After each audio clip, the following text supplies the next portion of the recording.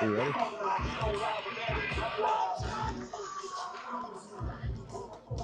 We're ready, Ramon? We ready? Yeah, give me a second. One second.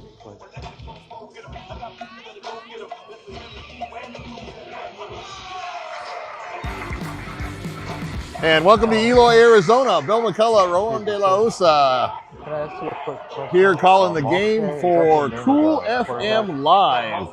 And we're ready to have a good game. Hopefully will be a competitive game. We've got the Willcox Cowboys coming in at 6-1. And they are playing the home team, Santa Cruz Valley. And they are 3-4. However, they only lost to Benson by 2 points last week. And talking to some of the guys who were at that Benson game, they probably should have won that game from what everybody was saying. But interesting matchup tonight. It's going to be very, very windy. It's 85 degrees. It's real cloudy coming from that tropical storm that's coming up from the Sea of Cortez. And don't believe it's supposed to rain tonight, or at least during the game. Probably more tomorrow. But we will have to remain to be seen. We do have our umbrella just in case. So it should be a good matchup tonight. Strength on strength. And a win for Willcox tonight will separate them from the other 2A schools and put them in the driver's seat as far as the playoffs are concerned.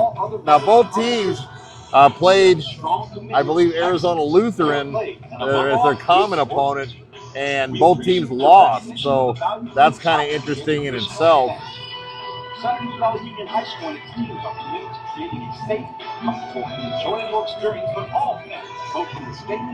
So waiting for the home team to come out, and that'll give us a chance to do our sponsors. SSVEC and all our sponsors are putting forth their investment into local youth sports and making this coverage free to use. Stop by a list of our sponsor locations and do business with the businesses that support the stuff you love. Remember, guys, always local first. And SSVEC, obviously, our presenting sports sponsor, powering our live stream news sports coverage all year long. SSVEC serving our community. The Sherry Ethel team at Long Realty, proud to support our young athletes all season long. If you're in the market to buy or sell, make your first call to the real estate experts at 717-599-2439. Barnett's Towing and Barnett's Propane, serving our community since 1963. Copper Queen Community Hospital of Cochise County and their new physical therapy department is now open in Hereford. Make an appointment with one of their doctors of physical therapy today at 520-432-6435. Grasshopper Landscaping, quality from the ground up. Contact Grasshopper Landscaping for all your landscaping needs.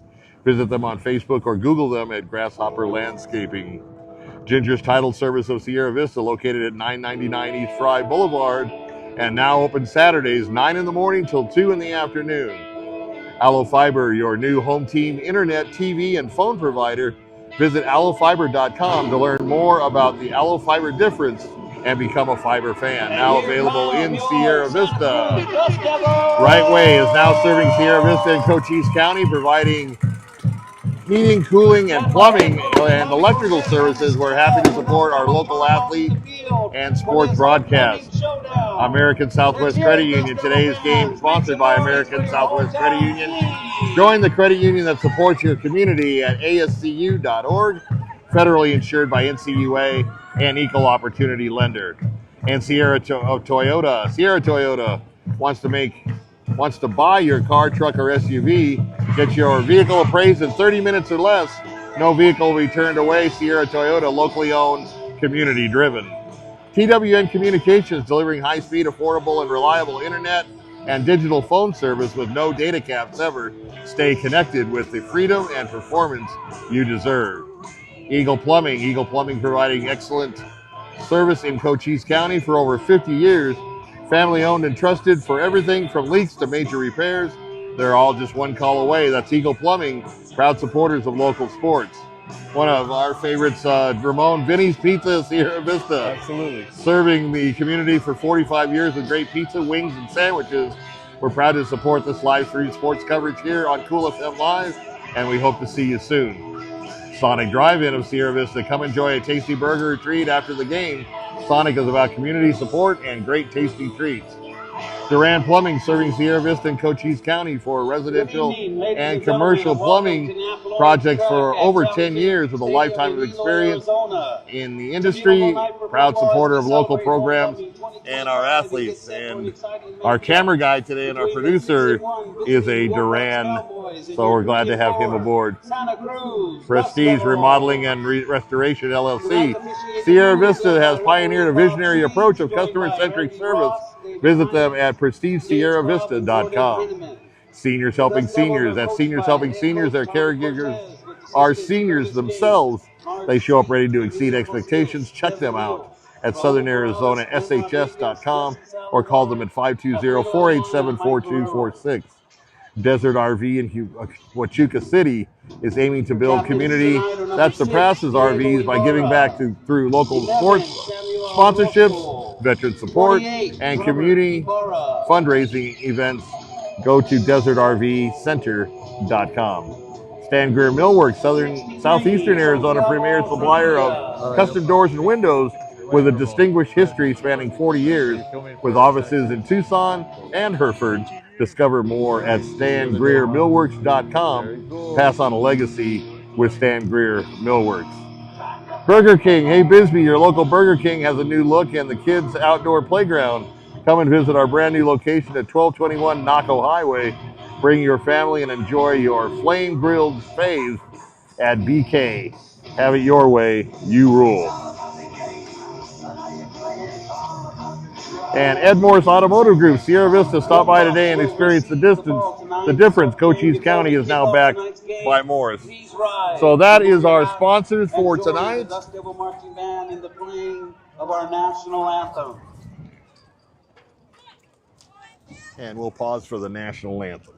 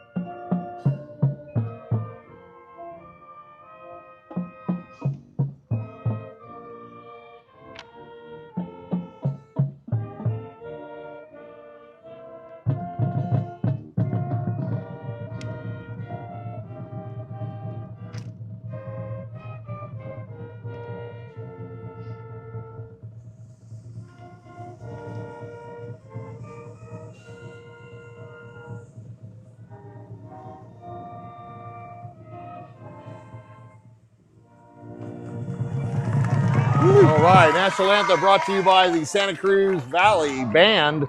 Did a terrific job. I got a few minutes before kickoff. Ramon, tell us what to look for tonight. All right, for the home team, Santa Cruz Valley Dust Devils, we're looking at number 1. He's a wide receiver, Richard Reyes. We got quarterback, number 5. His name is Malte Elias Jasper. And we got running back, number 6, Diego Ibarra. They're the main offensive weapons that we're going to be paying attention for, and a couple to look out for on defense. It would be another Ibarra, and that would be, he's one of the captains tonight. That was Robert Ibarra, number 48.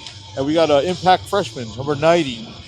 His name is Lane James, and that'll be for the Santa Cruz Valley Dust Devils.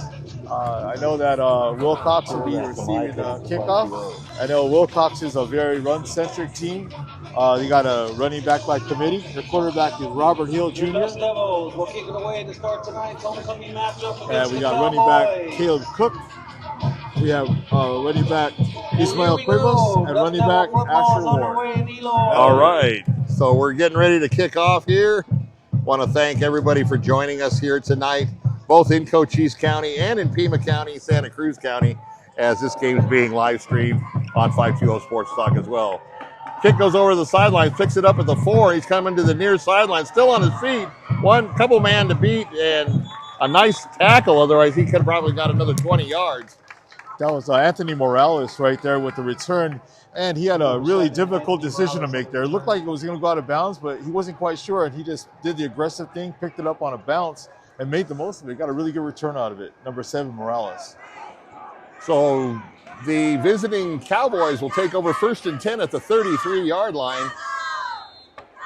Wind blowing basically from east to west here. That could play havoc with maybe some punts, or I'm not sure if they kick a lot of field goals at this level. 2-8 normally is just a 4 down. So out of the shotgun, gives it to the tailback around the far end. He's got the corner and more up the field, over midfield, and down inside the 45 at about the 43.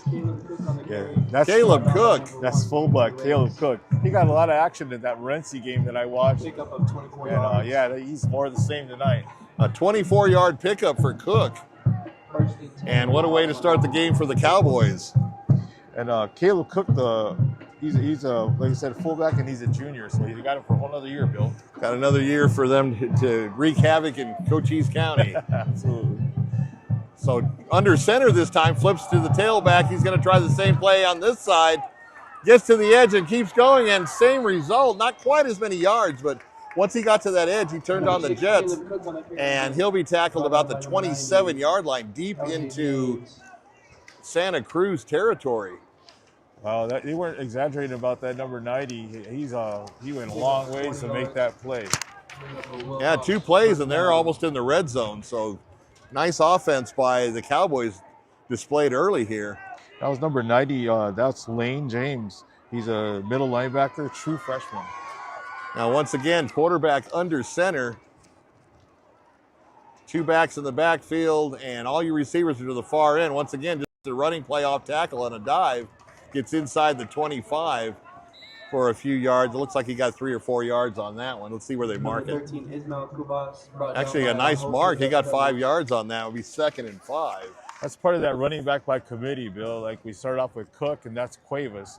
And look for all 3 of them, 3-headed monster tonight, to get a lot of action getting down the field. Yeah, if you can get consistency from that type of system, it's good because you've always got fresh legs in. But a lot of times if you got that go-to back, you want to just keep feeding them the ball. So 2nd and 5, a little end around, and Santa Cruz was there waiting for a nice penetration and a loss of yardage. Up to number 21, Asher Ward, brought down by number 0. Back to the 25-yard line. Yeah, I think running back by committee also makes Robert Hill, the quarterback for the Cowboys, makes his job a lot easier. He's only a sophomore, Bill, so that's always a quarterback's best friend is a young quarterback. Oh, definitely, especially when you can get him in on varsity at that level, your 2nd year in high school. So 3rd and 7 for the Cowboys, once again on the ground at Santa Cruz front 4.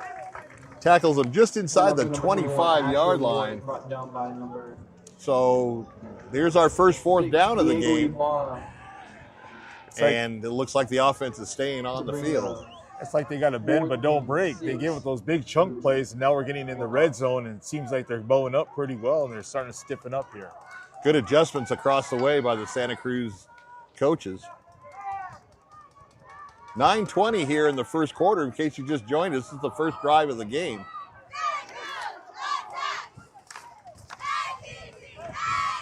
Back to pass. He's going to go back to the near side. Has an open man, number 6.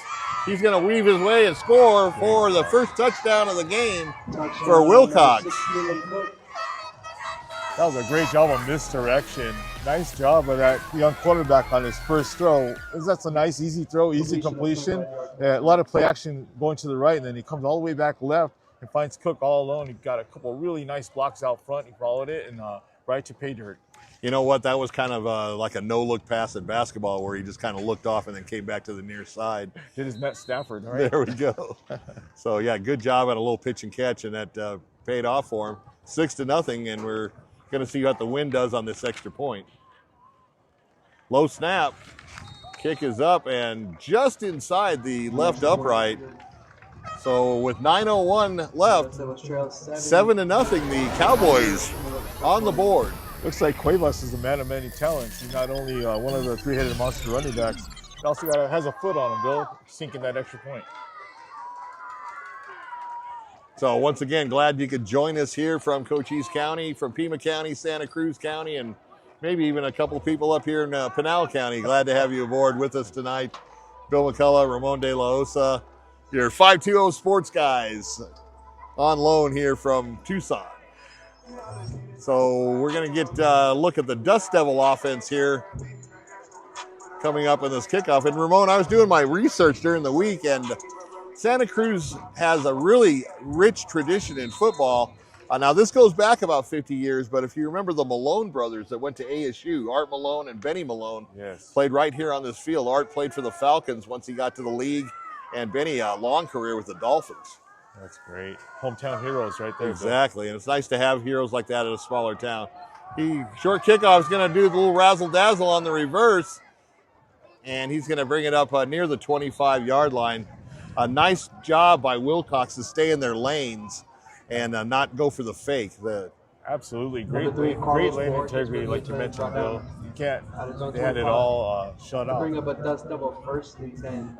It's like a play that you do later in the game normally, right? Because right off the bat, that's a little different. You want to see how the defense That's almost like goes. onsiding the opening kickoff. Yeah, you want to really fake them out. But we'll see what their offense looks like. Here we are.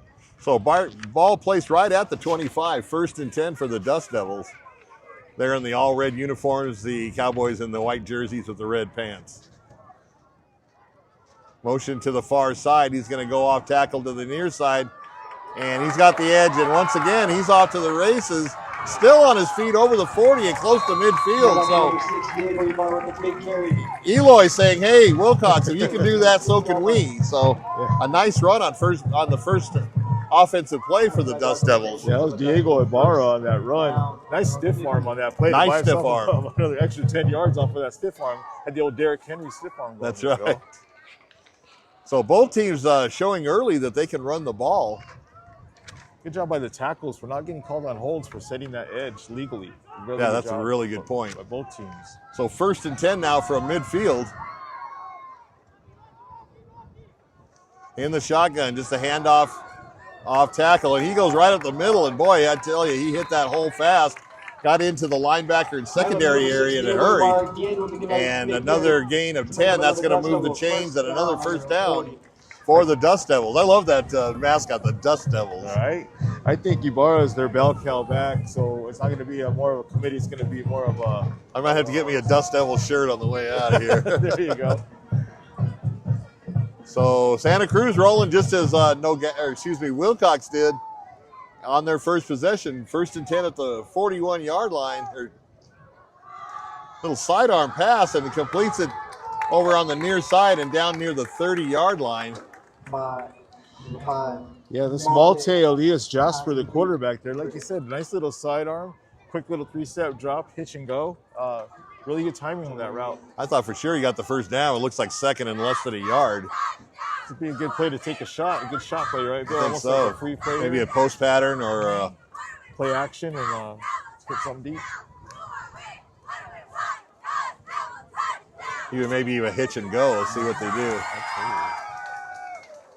So all the receivers to the far end, 44 in motion. He's going to take the handoff and try to curl back inside, and he's met right at the 30 by the Cowboy defense. That's their fullback, Carlos Cruz. He's a senior. They were just being conservative. Oh, 2nd and 10? Yeah, no gain on that play. Okay. Oh, so it was a 1st down on that. Yeah, they did give him the 1st down. Right. Yeah, kind of a late move in the chains there. Okay, I got you. All right. So 2nd and 10 after the nice defensive stop by Willcox. Same formation. And once again, just hand off to the tailback. Broke away in the first tackle and kept his legs moving. Very impressive. Down to the 20-yard line, and that's going to be close to another 1st down. He was hit right at the line of scrimmage. There's a lot of arm tackling going on by the Cowboys right now. If they hit him at the point of attack and wrap up, that's a 1-yard gain. But credit Ibarra for pumping those legs like you mentioned and getting 5 yards out of that.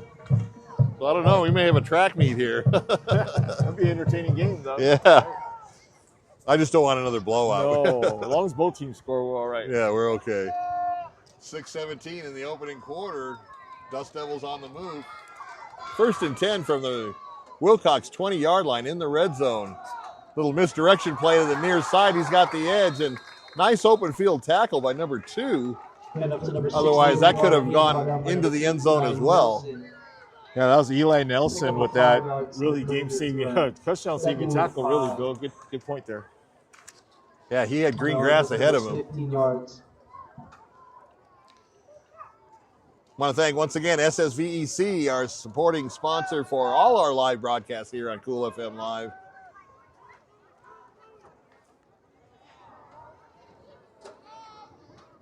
So 2nd and 5 now. He's going to do a little screen pass out to the kind of a flanker screen, and covered nicely by the Cowboys secondary. That's a one-on-one tackle out there. It's either all or nothing right there. Great open field tackle. Well, you know what they say about wide receivers. They're not the best. They're not the best blockers on the football team. And that quarterback shot right between them and made a tackle in the open field. So 3rd and 4. They did get some good yardage on it. Once again, out of the shotgun. And just a delayed handoff on a quick dive on the right side. Down close to the 10. I believe he's going to be short of the first down, but let's see where they mark it. Looked like the ball came loose there, Bill. Number 16, bars. But he was able to get that first down before that. So I think he was down before the ball came loose. So apparently, yeah, like Ramon said, his knee or elbow had hit the ground.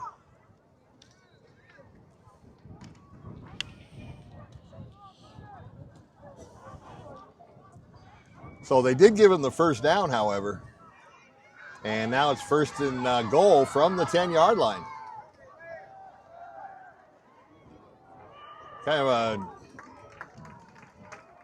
fake handoff and then kind of curled around on the by the guard and the tackle. And got some good yardage down to number 50, close to the 5, so he picked up half of what he needed to get in the end zone. 2nd and goal. Be 2nd and goal now from the 5-yard line. Interesting to see the Willcox defense with 3 down linemen in the short yardage situation. So they got a lot of linebackers. Yeah, 3-4 and kind of near the goal line. That's kind of interesting. We'll see what they stick with it or if they bring an extra man down on the line. Of course, you're crashing those linebackers if that's the case. 4 linebackers. And just a keeper by the Ibarra, the quarterback, gets inside the 5, but it was actually the running back, Ibarra. Oh, was it? Yeah, Okay. Number 6, Caleb Cook. Cook on the tackle to prevent him from going into the end zone. So just as we saw Santa Cruz kind of stiffen in the red zone, of course, that one play that got him in the end zone was a big gainer, but the Willcox defense also tightening up here close to their own goal line. 3rd and 3 now, 3:14 left to go here in the first quarter. Out of the eye, gets it to the tailback, and he is going to be tackled, looks like for no gainer, maybe a yard. Once again, Ibarra, and once again, Cook. So those two got to know each other two plays in a row. Caleb Cook, he does it on both sides of the ball. He's the bell cow running back in the first series.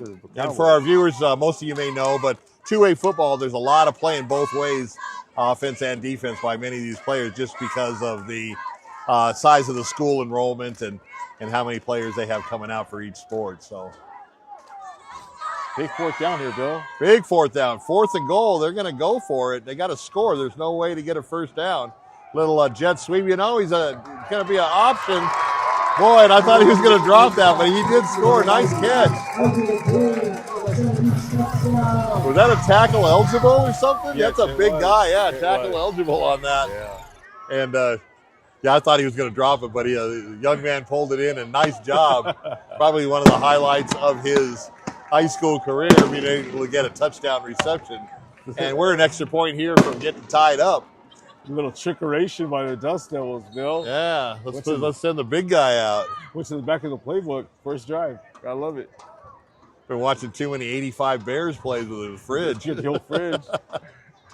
Low snap again on the extra point, but he puts it through. Nice adjustment by the holder. And Ramon, we're here tied up at 7, 2:20 to go. And a lot of action on both offenses. Doesn't seem to be any defense until they get close, but both teams have found a way to get into the end zone. It's going to be a good, entertaining game. It looks like a pretty even matchup, and it'll be a lot of fun. It might be one of those situations whoever has the ball last might be the one to win. Yeah, we need an entertaining game. I believe it.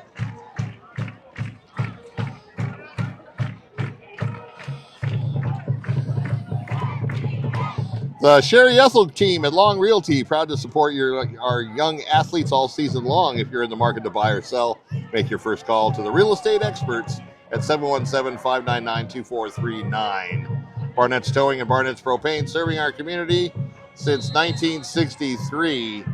And we're ready for the kickoff here from the Dust Devils. And we'll see what the Cowboys can do on their second possession.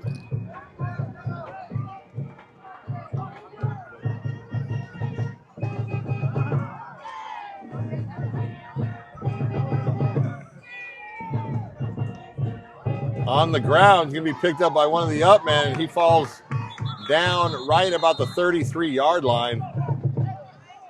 Remember, in high school and college, once your knee touches, you are down. So, but good job by him playing it safe, making sure he had possession of the ball. And they'll start out with some pretty good field position. Ladies and gentlemen, we'd like to welcome the Blue Devil Cheer Squad joining your Santa Cruz Cheer Squad. So ball placed to the 28-yard line. He didn't get as far as I thought when his knee touched. But 1st and 10 for the Cowboys, all tied up here at 7.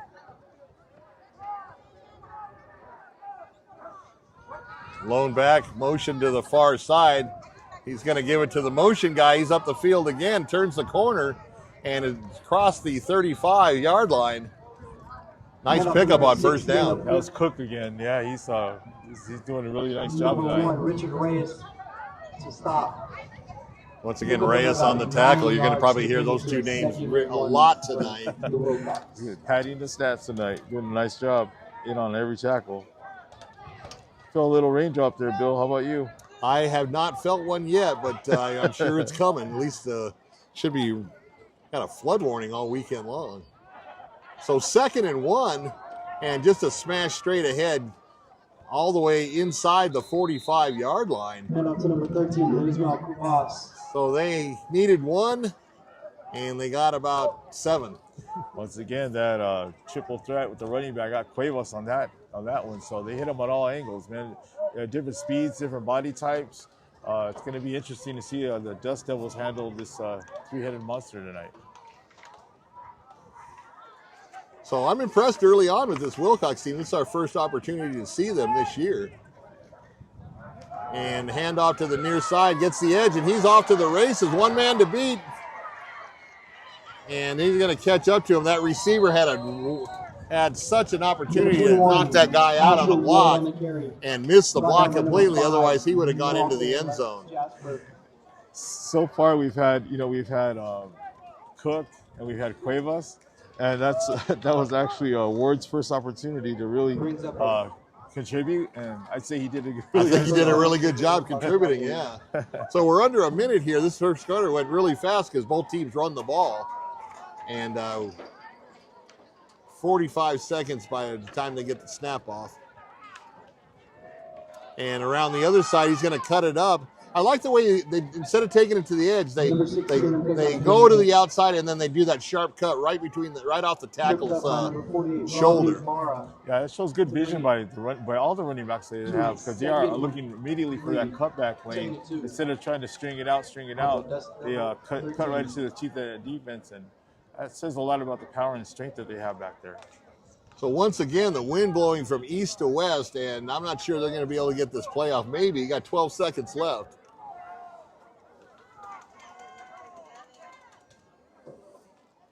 Down under 5 now, and they do get it off. Just a straight dive play And he's tackled right at the 10-yard line. That'll conclude the first quarter here with our score. The Santa Cruz Dust Devils 7, the Willcox Cowboys 7. And then in the first quarter, That was Cuevas on that carry. Dust Devils 7 and the Willcox Cowboys 7.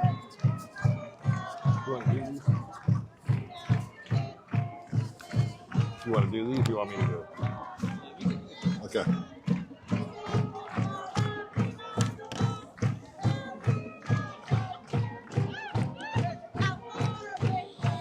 Copper Queen Community Hospital of Cochise County and their new physical therapy department is now open in Hereford. Make an appointment with one of their doctors of physical therapy today at 520-432-6435. Also, don't forget at halftime, we're going to join the Cool Zone with Jeff Davenport. He'll give you a rundown of all the Cochise County teams and what they're doing on the field tonight. Grasshopper Landscaping, quality from the ground up. Contact Grasshopper Landscaping for all your landscaping needs. Visit them on Facebook or Google them at Grasshopper Landscaping. Ginger's Title Service of Sierra Vista, located at 999 East Fry Boulevard, now open Saturdays 9 a.m. to 2 p.m. ALLO Fiber, your new home team internet, TV, and phone provider. Visit allofiber.com to learn more about the ALLO Fiber difference and become a fiber fan. Now available in Sierra Vista. Right Way is now serving Sierra Vista and Cochise County, providing heating, cooling, plumbing, and electrical services. We're happy to support our local athletic sports broadcasts. So here we go. Back to live action and the start of the second quarter. And just shy of the goal line. Boy, he wanted that one, but nice tackle to save the touchdown, at least for the time being, by Santa Cruz. That was Cuevas again. He got shut down on the last one of the first quarter. He wasn't going to be denied on that one. He was one shoestring tackle away from breaking that one. So they got first and goal from the ones. This is probably the best opportunity in a football game you could have. You got 4 cracks that go in 1 yard. See if he'll quarterback sneak it or if he'll hand back to one of his got those powerful runners. So. Yeah, here's his choice, right? What do you want stacked up on the line for Santa Cruz. And just a straight dive play. He kind of ducks his head, puts it down. And it is a touchdown for the Cowboys. So at the 11-18 mark, just inside the start of the second quarter, Willcox retakes the lead 13-7. And we'll await the point after. So nice drive by the Cowboys. Very impressive. Absolutely. And they're really mixing it up running-wise with the running backs and play selection, going left, going right, up the middle. So they're keeping the defense honest, right? They're not just going to one spot. Good coaching as well. Absolutely. Clean game. Low snap again and a low kick, but it does split the uprights for the extra point. So at 11-18 to go until halftime, the Cowboys up by a touchdown, 14-7. Like you said, good coaching, Bill. It's a mark of a good coaching with the lack of penalties tonight. It's been a really cool game. That's so nice with a lot of the games we've done this year. And even, in the middle of the season, heading toward the second half, just way too many penalties. And, at some point that falls on the coaching staff. I mean, you with softball, if your kids are making silly errors in the field, and you're 3/4 of the way done with your season, that's something that definitely needs to be addressed. But here, nice clean football. I don't think we've had a flag yet, have we? I don't remember one, no. So kudos to both coaching staff. So Willcox getting ready to kick it off here. So 2 for 2 for the Cowboys on possessions and touchdowns. Now we'll see what the Dust Devils do. Once again, a low, short kick picked up about the 30-yard line. Trying to go up the middle and over to the sidelines. Is tackled. Actually picked up at the 20-yard line. Got about an 11-yard return. Crossed the 30, and that's where the Dust Devils start 1st and 10. Good field position for them on that short kickoff. So, but once again, Willcox with really good lane integrity there and not giving them an alley to sneak through. Now, do you think the kickoffs are low like that because of the wind? They don't want to get it up in the wind and maybe have it blow back? Or I think so. Is that what you think? Yeah, that's probably something that they're taking into consideration. So 11-11 here, 1st and 10, Dust Devils.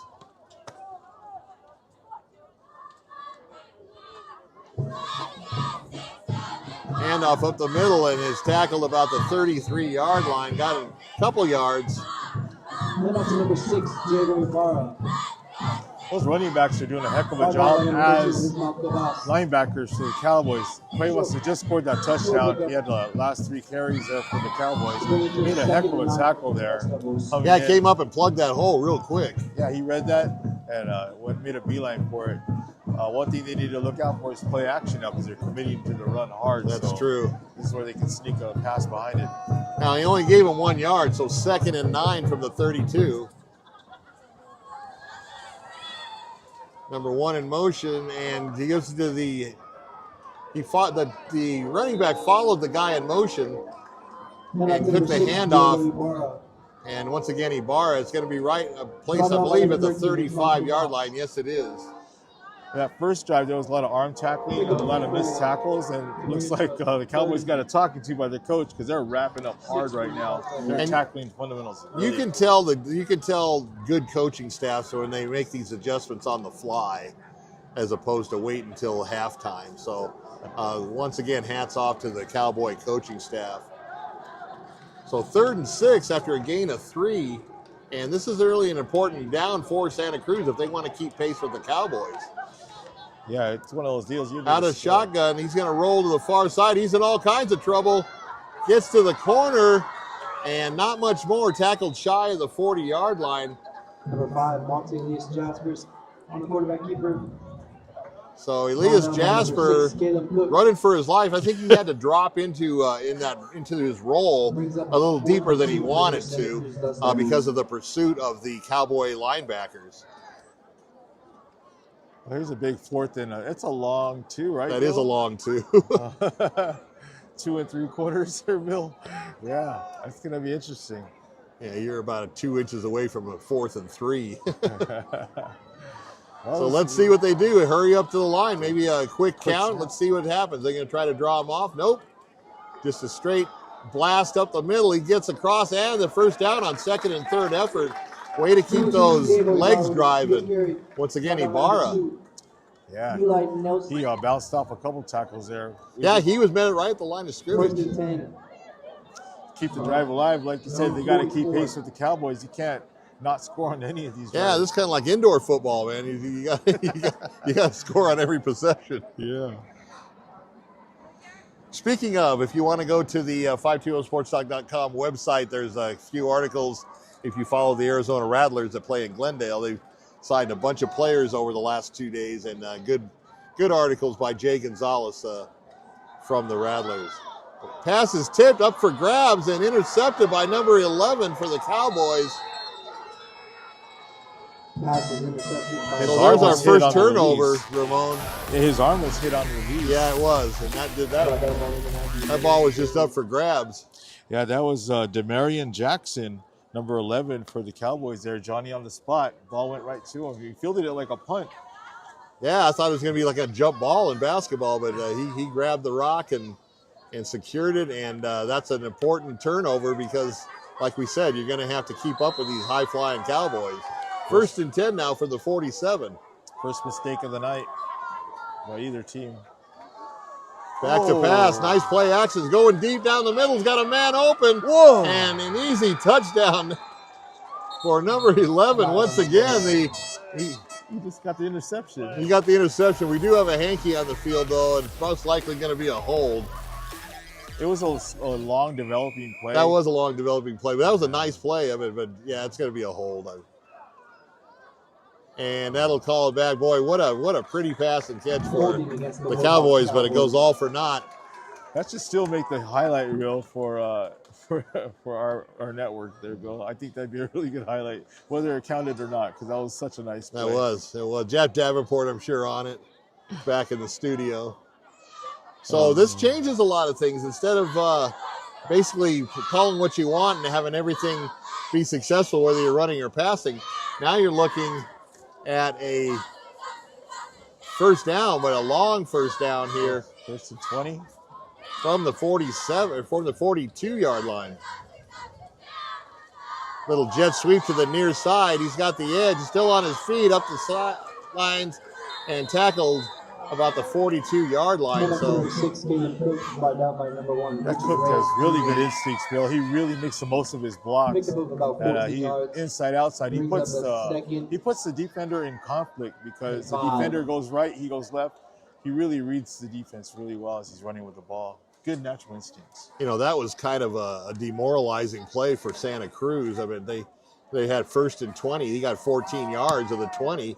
So now you got second. They're calling it 2nd and 5 now. So Willcox in good shape. Once again, under center, and just heads it to the tailback and tackled by the leg by the Dust Devils. Nice play by the front 4.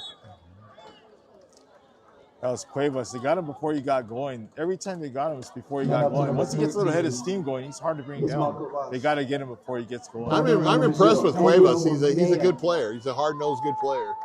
So coming up just under the 7-minute mark here until halftime, Willcox on a drive, not as prolific as the last one, but once again, they had that great pass and catch nullified by that holding penalty, and that was the first flag of the game.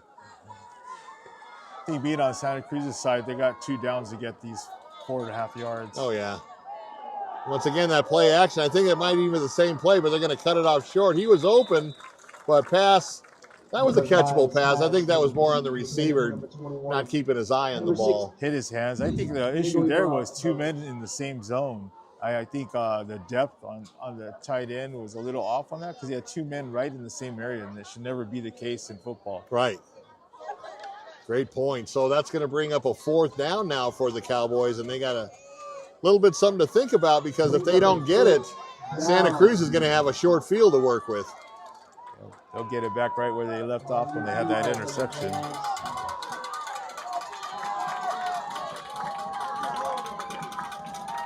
So 4th and 4 for the Cowboys. Under center, 1 back. He's going to roll to the far side, put it up top. Got a man open, and in and out as a good recovery speed by the defensive back for Santa Cruz because he was beat, but he turned on the Jets, recovered on the play, and had the wherewithal to knock the ball away. So that's a break. That's a turnover as well on down. So each team with 1 turnover, and Santa Cruz in good shape with a short field. They'll have it 1st and 10 at their own 42-yard line. Hill went for the deep shot. He had Jackson wide open for a little 10-yard out. Would have moved the sticks. Sometimes, you need as a coach, you're gonna have to reel Hill in and say, hey, let's just keep the chains moving there. We don't got to think deep shot every time. It's a little bit of his youth, right? Being a sophomore. Right. Yeah. You understand the drive is more important than the big play at that point. So 1st and 10 for the Devils. Little handoff, off tackle. Got hit at the line of scrimmage and dove forward to about the 44-yard line, it looks like. Maybe between the 43 and the 44. So didn't get a lot, but also didn't get tackled for a loss either.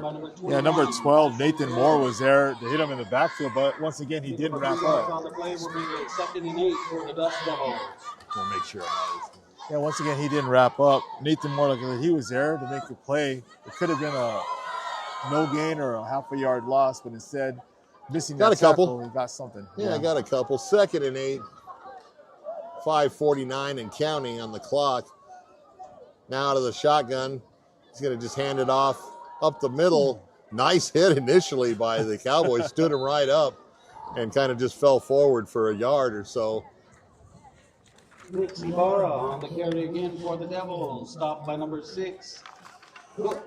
Earlier we had mentioned we thought it was a tackle eligible, but it's actually Lane James, that true freshman, that number 90. He's lining up at tight end. Okay. So he's just a bigger guy, but he's very athletic. Obviously, if he can play middle linebacker and he can play tight end. So that's a big tight end. Yeah, he's a big body. You got to split out wide to the left here now. Slot left. All right, slot left, like you said, to the far side. Now comes in motion to the near side. Out of the shotgun. He's going to go. Now he's getting pressure, and he's going to get caught for a loss about the 40-yard line. So a loss of 7 yards on the play. Jasper brought down by number 50, Allred on the Cowboys.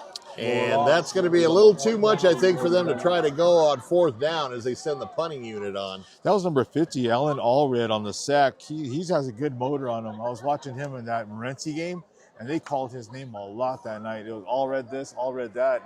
And it's nice to hear his name tonight. He's getting right in the action again. So our first punt of the game, low snap and whistles blow just as the ball was snapped. Let's see, there's probably some movement on the line. False start. False start against your So that's going to go against Santa Cruz. We jinxed it. We talked about no flags, and there's been about 4 of them since then, Bill. Exactly. I should have just stayed quiet about it, and that never fails, right? And a nice night tonight for homecoming for the Dust Devils as the alumni get to celebrate with the current students. Nice punt, drives it deep and over the head of the... Takes a Dust Devil bounce. Yeah, he picks it up about the 10-yard line. Now goes up the far side, and nice recovery by Santa Cruz. Tackles him about the 18-yard line. I don't know what he was thinking. He just kind of let it sail over his head. I think they expected that kind of leg power, Bill. Yeah, that was a great punt. I mean, he drove that ball. We'd also like to give a shout out to the 50-year reunion class of 1975.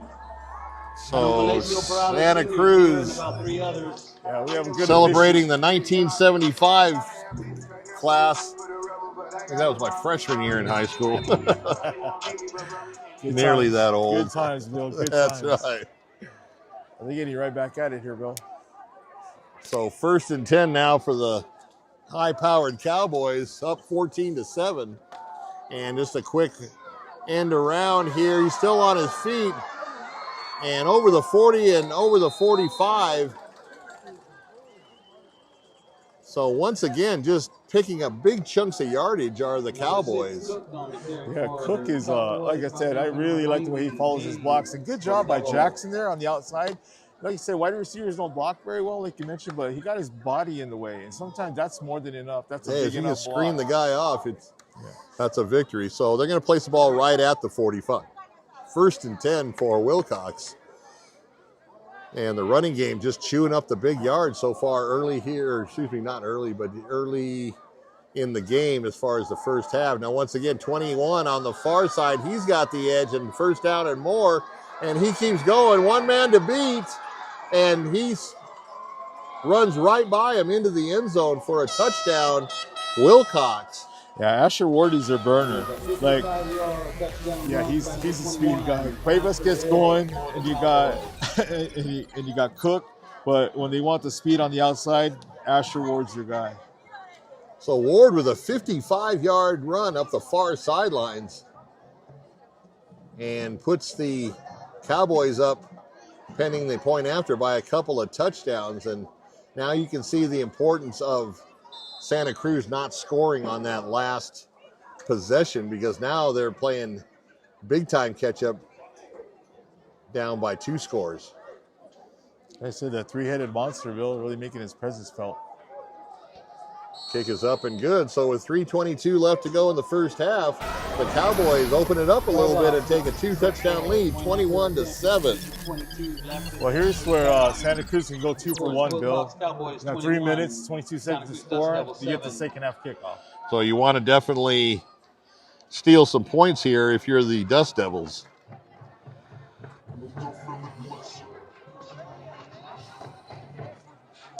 Grasshopper Landscaping, quality from the ground up. Contact Grasshopper Landscaping for all your landscaping needs.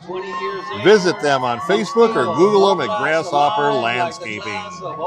Ginger's Title Service of Sierra Vista, located at 999 East Fry Boulevard, and now open Saturdays 9 in the morning till 2 in the afternoon. ALLO Fiber, your new home team internet, TV, and phone provider. Visit allofiber.com to learn more about the ALLO Fiber difference and become a fiber fan. Now available in Sierra Vista. Brightway is now serving Sierra Vista and Cochise County, providing heating, cooling, plumbing, and electrical services. We're happy to support our local athletic sports broadcasts. And the Cowboys kicking it off, fielded right about the 6-yard line. Going to try to go up the middle and is just met by a wall of Cowboys as he crosses the 20-yard line. And that's where Santa Cruz will take over Once again, first and all 10. homecoming court, please report to the black carpet. All homecoming court, please report to the black carpet. On that last touchdown by Willcox, Santa Cruz got caught in a blitz, Bill. That's you bring. That's how he hit that outside quick. Okay, that makes sense. You bring linebackers in and they don't get home initially, then there's nobody out downfield to make a tackle there. Plus, they probably tackled down or inside on that defensive end to kind of blow him out of the play for contain. Yep. So first and 10 for Santa Cruz now. They got 3:16 to work at, and like Ramon said, they get the second half kickoff. So scoring points here would be very advantageous for them. Just a quick dive up the middle. He gets a few yards. Ball carried by number 6, Ibarra for the Devils. The kickoff coverage for Willcox has been pretty outstanding as well. That was a really nice open field tackle by Vlad Simonyanko. He held him to could have been a much bigger gain. There was a lane there, and he came in kind of one-on-one and made a nice tackle. It's all about staying in your lanes. So, go ahead, Bill. So clock running now, 2:45 and counting. It's a 2nd and 8 after a gain of a couple for the Devils. It's imperative that the Devils get on the scoreboard here before half, Bill, and get that second half kickoff to match that. They could tie the game before Willcox even touches the ball if that happens. Just a little off tackle to the far side. Once again, a short gain, and that's going to set up about 3rd and 7. That's a wide receiver, Reyes, so that was almost like a end around, or reverse end around type, yeah. Like their version of a jet sweep, I guess. That's right. Yeah, we have a really good officiating crew tonight, Bill. We had referees Bob Shreves, umpires David Himes. We have Corin Hyman as a line judge. We got Randy Ross and James Cobb. Good crew out here tonight. Good experience crew. Grand Marshal, Miss Andrea James. Always good to have a nice zebra crew out there, I'll tell you. Yeah, like we talked about pregame, Bob Shreves has been at it a long time, the White Hat. And I said he keeps this game under control, but good sportsmanship by both teams. No altercations, no funny business, just good hard-nosed football. It's really great to see. I wonder if that David Hines is the same David Hines that was the head of the AIA until last year. That would be interesting. I'll just go ahead and referee now. Yeah, I'll just take a break. Not sure if that is the one, but same name. So it looks like deuces are wild up on the scoreboard. 2:22 left to go here in the first half. Absolutely. Devils looking at a 3rd and 8. This is a big down for them. Absolutely. Out of the shotgun. Razzle dazzle. Fakes the jet sweep. And now he's got the whole sidelines up the field. One man to beat, and he forces them out of bounds near the 47-yard line of Willcox. What a play call by Santa Cruz. I'm going to give a lot of credit to Malte, the quarterback. Man, he got out there in front. He was a lead blocker, and man, he held his block for a good 10 to 15 yards. That was a great job on him. Quarterbacks aren't always the best blockers, but he looked like a fullback out there. You know what? He disguised that play really well to boot. Absolutely. Good play call, like you mentioned. So Santa Cruz, nice job to keep the drive alive. And just a nice forward run, lowered his head, got to the 40, Ibarra. Yeah, he had a little shimmy and a little shake, Bill. Little jitterbug up the middle, as Bill would say. Like it. Warm night here. We're waiting on the rain if it's going to come. It's a little tropical here in southern Arizona. Us local people not used to the added humidity here. I know, it's a bad hair night. Exactly. I brought my hoodie more for rain purposes, but I don't think I'll be putting it on, at least with these temperatures if they hold. I have my sweater in the truck. So $1:36 left to go here. Back to pass. He's going to go to the far side on a little inside curl route. And nice play. The number 1 Reyes. They're going to have to move with some urgency now. He leaves the timeout there, which is good. Going to the middle of the field instead of using the sidelines. They're going to either use their timeouts or have to the flag will stop the clock, so that'll save a timeout for him. But let's see who it's against. Looks like they're going to be marching backwards against Santa Cruz. Maybe an illegal man downfield, possibly. That's usually what happens on those plays. Let's see what Bob Shreves has to say.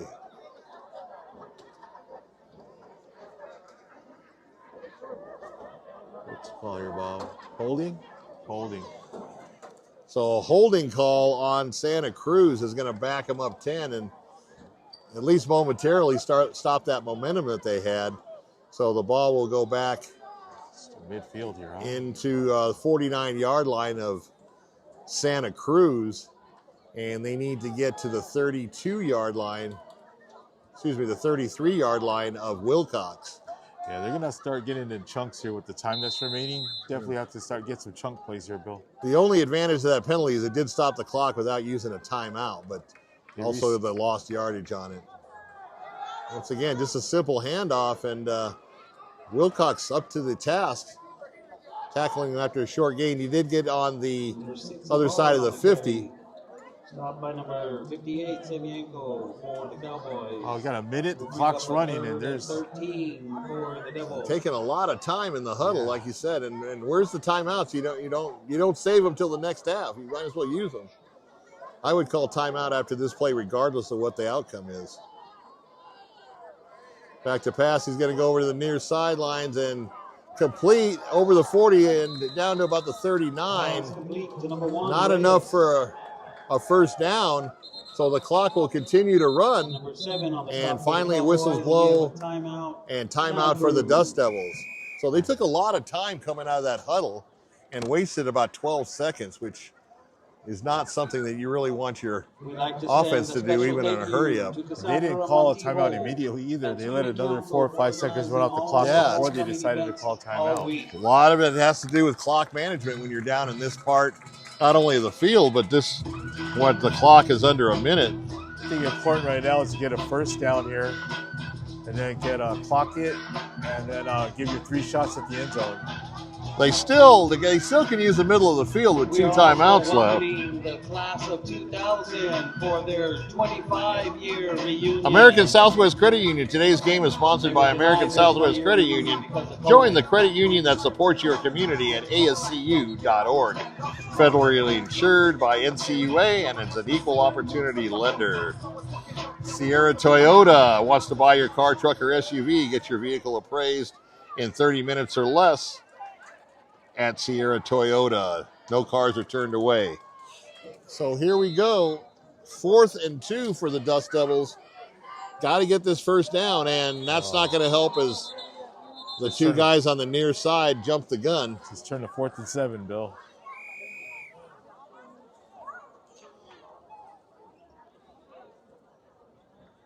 They were open, though. Yeah, they were. False start. Yeah, the left side of the line. False start before the snap, and that'll back them up 5. Yeah, 4th and 7. So that's going to make it a little more challenging. 4th and 2, you got the whole playbook open, and now 4th and 2, you can still run the ball with the 2 timeouts. Now you're may have to put it up top. Now you got to pass, and the way that the Cowboys have been blitzing, he's going to be. You have to have a good timing out here to get that 7 yards. Let's see what Willcox does, and if they stay in there 3-4, or they bring the house, like you said. Gotta be careful. Don't get a delay of game here. Well, I don't think he's put the ball down for play yet.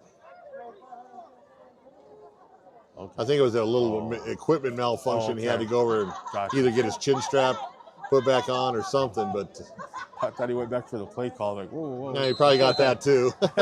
Oh, he's at it. So 4th and 7 here with 34 seconds left. Back to pass. Good protection. It's going to go up and once again intercepted on a high pass by number 6. He's going to try to go with the far sideline. Still going across midfield and still going into the 40. Now he comes back to the middle of the field and just tripped up. That was Cook. Yeah, they're running back, and he knows what to do with the ball in his hands. So now look at this scenario, Ramon. You have 14.7 seconds left. Willcox is in a position they can take a shot in the end zone, and going from Santa Cruz trying to steal points at the near right before the half, you've got Willcox now with an opportunity to open up a 3-touchdown lead going into the locker room. Yeah, let's see if they don't involve old Action Jackson up here and see if he gets a shot at the end zone. He's been running some pretty good routes tonight, so we'll see if they can do like a slant and go or a pitch and go, some of that nature. So timeouts for Willcox. They got 1 shot at this, maybe 2 plays. They do have 2 timeouts left, but just not a lot of time left on the clock at 14.7. Don't forget, Ramon and I will recap the first half action, and then closer to the 8 o'clock hour, we'll dump it over to Jeff Davenport in the cool zone. TWN Communications, delivering high-speed, affordable, and reliable internet to digital phone service with no data caps ever. Stay connected with freedom and performance you deserve.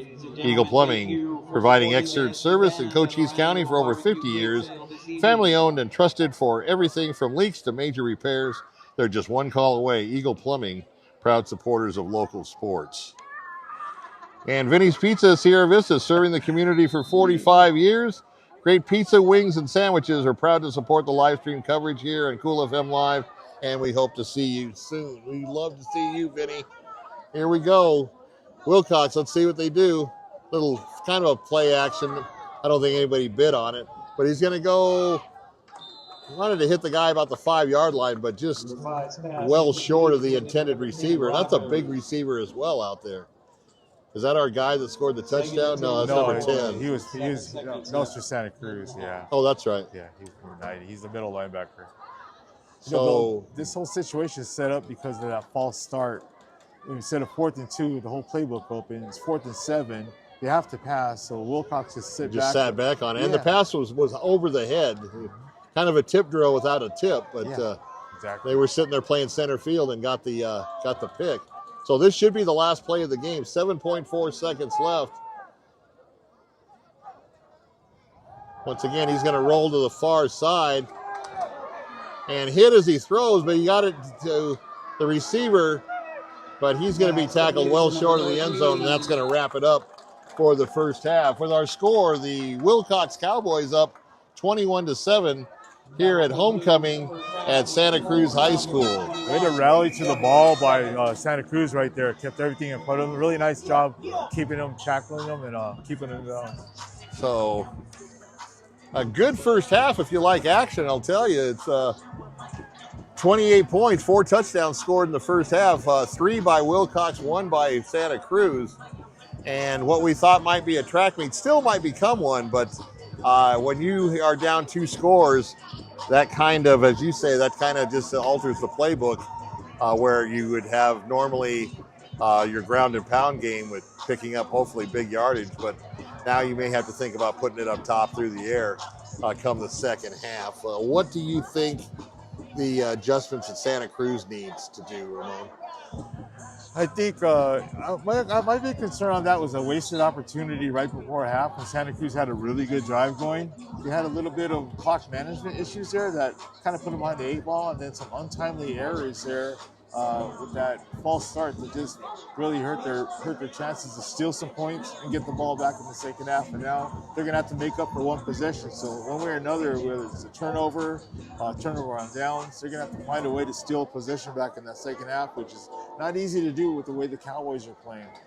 So yeah, definitely they can't make these kind of mistakes going forward. So hopefully the coach can go in there and have them clean it up a little bit, and if they play a little cleaner, they can keep it a game. Now they still are not too bad of shape. I mean, if they come out of that opening drive in the third quarter and put points on the board and go down by 21-10 or 21-14, they're right back in the game. So not really a time to panic yet, but you definitely do not want to get Willcox any bigger of a lead than they have right now because of that extremely good ground game that they had, which it keeps that clock running, shortens the game, and a lot less possessions for the Dust Devils. Yeah, they're always advertised as the Cowboys because we talked about that 3-headed monster before with Cook and Cuevas and their other running back, number 21. They're doing a heck of a job spreading the ball around. Like I said, once again, really good play calling, good blocking. Overall, very clean half, very efficient half for the Cowboys. Like you mentioned, both teams very well coached. I think coaching edge so far first half has been, I'd give it to the Cowboys. So, but we'll see how the adjustments go for Santa Cruz when they come out for the second half. So if you just joined us, we got scoring right off the rip on the opening kickoff.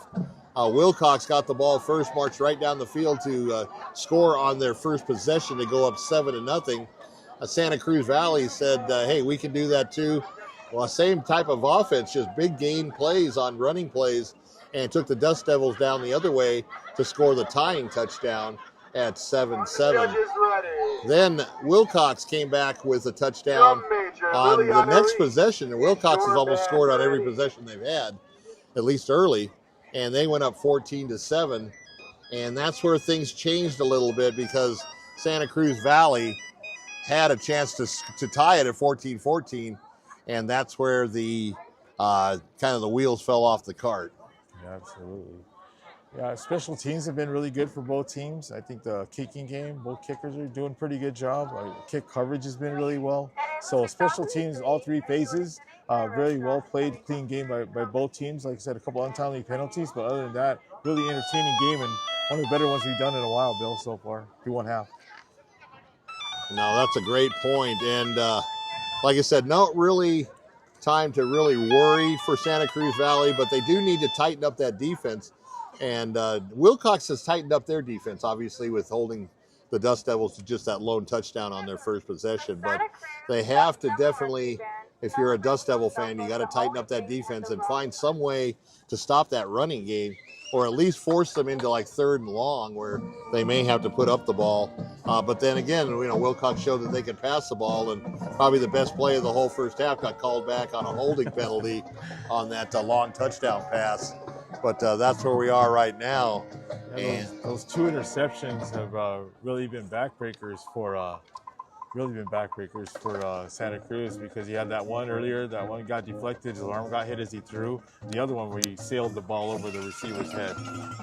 Yeah, exactly. And those penalties came at the worst time. There wasn't a lot of penalties in the first half, which is nice. So at the end of the half, though, the penalties started to add up, especially if you were on the Santa Cruz Valley side. We're going to try to get some local scores. We got a few minutes before we can hook up with the Cool Zone, so we're going to try to get some scores for you right now. What I have is Desert Mountain from the Valley up big, 31-3, with 2 minutes left in the first half over Ironwood Ridge. That game is in Oro Valley, so kind of a surprise there, down by a lot.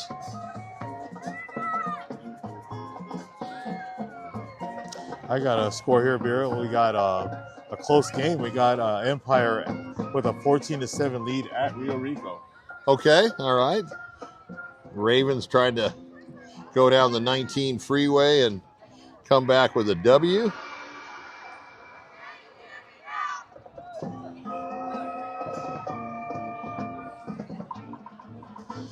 Checking on some other Pima County scores. Jeff Davenport's going to catch you up on all the Cochise County scores.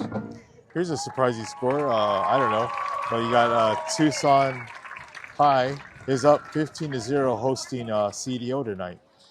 Okay, and my alma mater, Push Ridge, the Lions, up big over Coolidge, the sister town up here in Pinal County, 24-0. Remember, Push Ridge, the defending 3A state champions from last year.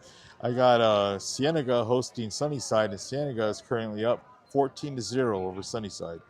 Another big game for the Vale guys. And we'll do a couple more scores, and then we're going to dump it off to the Cool Zone. Got a big one here. Not much of a game. The way Desert View is playing. Desert View 36-0 over Nogales. Okay, and we saw that Desert View, if you 520 Sports Talk viewers, whether you're in Cochise or Pima County, last week we had 2 games because of the Thursday night game.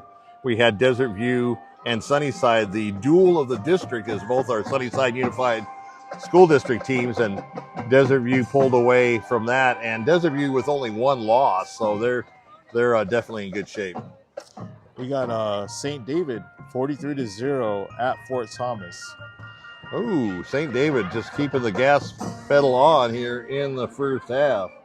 And Douglas by 3 touchdowns over Amphi on the road in Tucson, 21-0. So that's going to wrap it up for our quick Pima County scores. We're going to go ahead and dump it off to the Cool Zone over in the studio, and Jeff Davenport. Take it away, Jeff. TJ Walker putting in the work. What a great run by that young man. He just made the Cool Zone. And Martorello, you just made the Cool Zone as well. Alan, way to go.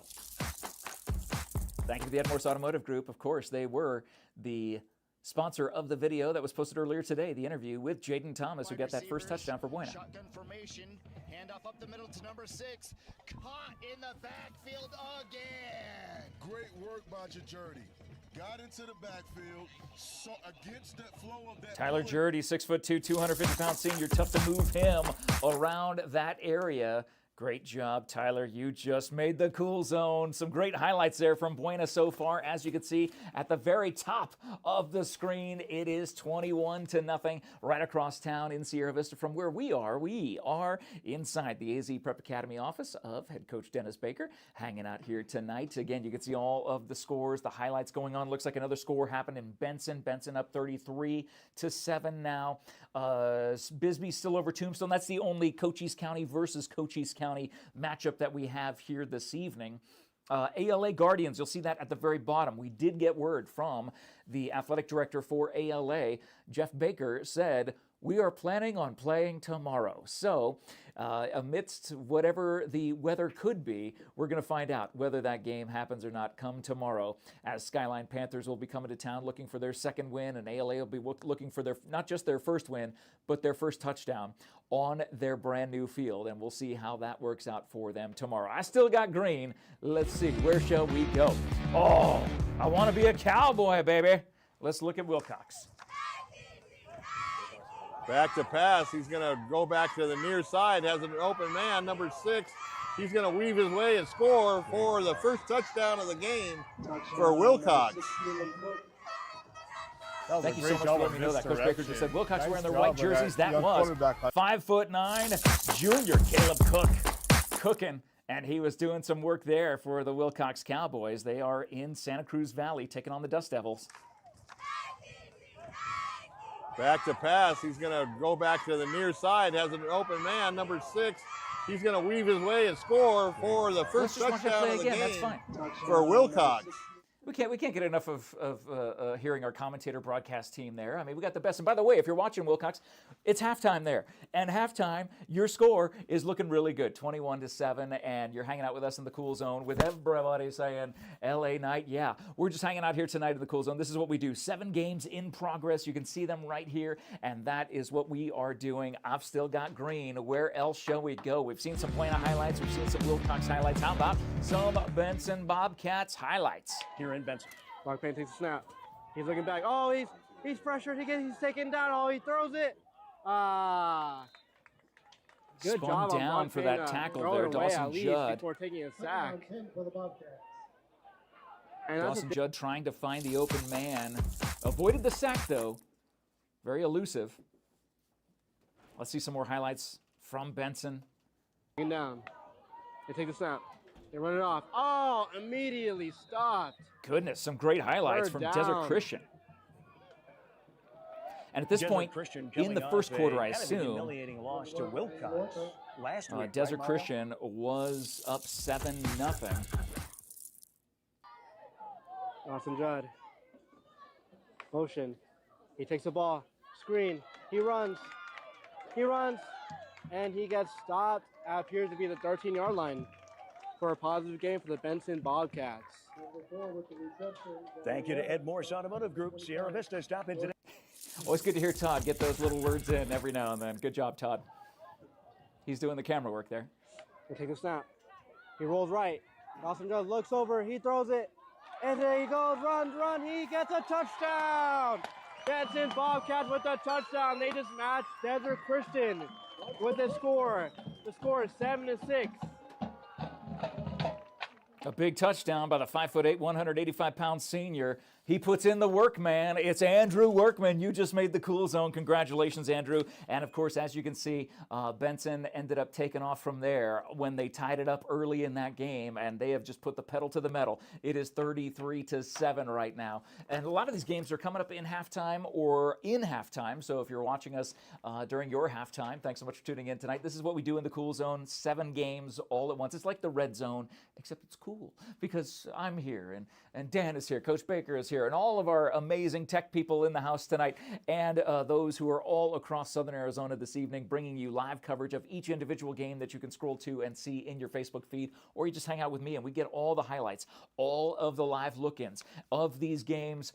All of them blowouts, nothing really close tonight. Looks like Amphi got up on the board in Douglas, which is good to see. At least they're on the board, 21-8, so they got the touchdown and the 2-point conversion. And then looking ahead, everybody else is just putting the pedal to the metal tonight, which is pretty much what we expected from these scores. I'm not sure if we expected maybe a closer score, actually, for Benson versus Desert Christian. Both those teams 3-3 and 4-3. Definitely thought the Eagles would be putting up more of a fight tonight. They can't, because the Bobcats are roaring and tearing apart those birds. That's what Bobcats do. And we're so proud of our Benson Bobcats in that 2A South 2 matchup. I still got green. Coach Baker, where should we go to? How about some Douglas highlights? At Amphi. Bulldogs snap the ball. For Passes to the running back. Running back is taken down with a great tackle by number. Well, we ended up cutting it off, so we won't know what number made that. It looked like an Amphi player making the tackle against Douglas. Get a first down right here. Quarterback runs out the pocket. He's looking to throw. Throws it. And is caught. And looks like it's going to be taken all the way for a Bulldogs touchdown. What a catch and run by number 10. That looks. Ivan Higuera, the 5'7", 155-pound senior quarterback. What a great throw. It looks like it is good for the 1 point. He hit his receiver in stride. Ivan, you just made the cool zone. I didn't get the number of the receiver there. It was tough to see as he was on the far side of the field. But let's see some more Douglas highlights at Amphi. Quarterback takes the ball, looking to throw. Throws the ball deep. And it is caught by number 7. And looks like it's going to take it all the way down for a Bulldogs touchdown. Another huge pass, a huge scoring play by Ivan Higuera to number 7. How is number 7 not on the Max Preps roster? And looks like it is good. Well, Douglas, number 7, you just made the cool zone. Ivan Higuera, you've made it twice. Congratulations, my friend. Thank you to SSVEC for sponsoring that highlight, and of course, all of our sports sponsors. You can see them in the post description and hear our broadcasters talk about them all night long for each of your respective games that you are watching. Douglas winning big right there, 21-8 at the moment. It is a great score there in Amphi. And I remember playing against Amphi. I played against Amphi. Amphi was a tough team back in the day. They actually had Michael Bates, Mario Bates, the Bates brothers. By the way, Michael Bates ended up playing for the Seattle Seahawks. And Mario, I think both of them played at ASU. I know Mario played at ASU. And Michael was also on the bronze medal or silver medal 4x400 Olympic team. So Olympic level caliber athletes have come out of Amphi High School, at least back in the day. Today, maybe not as many, I don't know. But they were fantastic athletes back then. They're still fantastic athletes today, but a 2-4 record for Amphi. They're 0-1 in conference, but so is Douglas. This is a must-win situation in this 4A Keno matchup. Douglas is looking good, winning 21-8 currently. I still got green. Who else we want to see? Let's go to the Cochise County matchup, Tombstone at Bisbee. So they're going to fumble the snap. The snap's going to be fumbled. And Tombstone's going to recover the fumble. They bobbled it, completely bobbled. Had no idea who had it for a second. I thought Tombstone recovered it. What a crazy turn of events there as Bisbee had the turnover early. Tombstone looking to get some momentum, not necessarily finding it. Here we go. Under center. He's rolling out. He's rolling out. Find your man. Good ball. What a catch. Dude, that was a great throw and a great catch. That is one of the most surprising things about this Tombstone team. Fantastic job by the Tombstone quarterback. Who was that? Was that Hank Moody? Yeah. That was number 5. That was Hank, right? Mm-hmm. And he's going to fumble, but he's going to recover it. Big recovery there. Wow. You can always Bisbee's football field. Just that historic field there. Thank you, Prestige Remodeling and Restoration, for those highlights. Again, in that game right now, it is Bisbee up 25-0. And so Tombstone looking for their first score in this game. They did get a turnover early, but not able to capitalize on it or get any points from it. And again, Bisbee sitting at 2-5. This is not the score that we expected Bisbee to, or the record for Bisbee to have. Each team 1-1 in conference, and they're matched up tonight. Tombstone coming in off of a win, Bisbee coming in off of 2 straight losses, but Bisbee is making up for it tonight, 25-0. I still got some green, which means we still have highlights to show you here tonight. Oh, Valley Union is laying the smack down tonight. Opening kickoff. Okay, back here at halftime with about 2.5 minutes left to go until the second half kickoff, which the home team Dust Devils will get first crack on offense. And I'll tell you, they need it. If they could come down and score, Ramon and I were talking off camera, they would be right back in the game and tighten this one back up to a single possession game. Homecoming here tonight at Santa Cruz Valley High School, celebrating the class of 1975 tonight as the cheer and pom squad exit the field. And as we said, we're not too far away from the second half kickoff. So let's catch up with our sponsors here. Ginger's Title Service of Sierra Vista, located at 999 East Fry Boulevard, and now open Saturdays, 9 a.m. to 2 p.m. ALLO Fiber, your new home team internet, TV, and phone provider. Visit allofiber.com to learn more about the ALLO Fiber difference and become a fiber fan. Now available in Sierra Vista. America Southwest Credit Union. Today's game sponsored by America Southwest Credit Union. Join the credit union that supports your community at ascu.org. Federally insured by NCUA, and equal opportunity lender. Sierra Toyota wants to buy your car, truck, or SUV to get your vehicle appraised in 30 minutes or less. No vehicle will be turned away. Sierra Toyota, locally owned, community driven.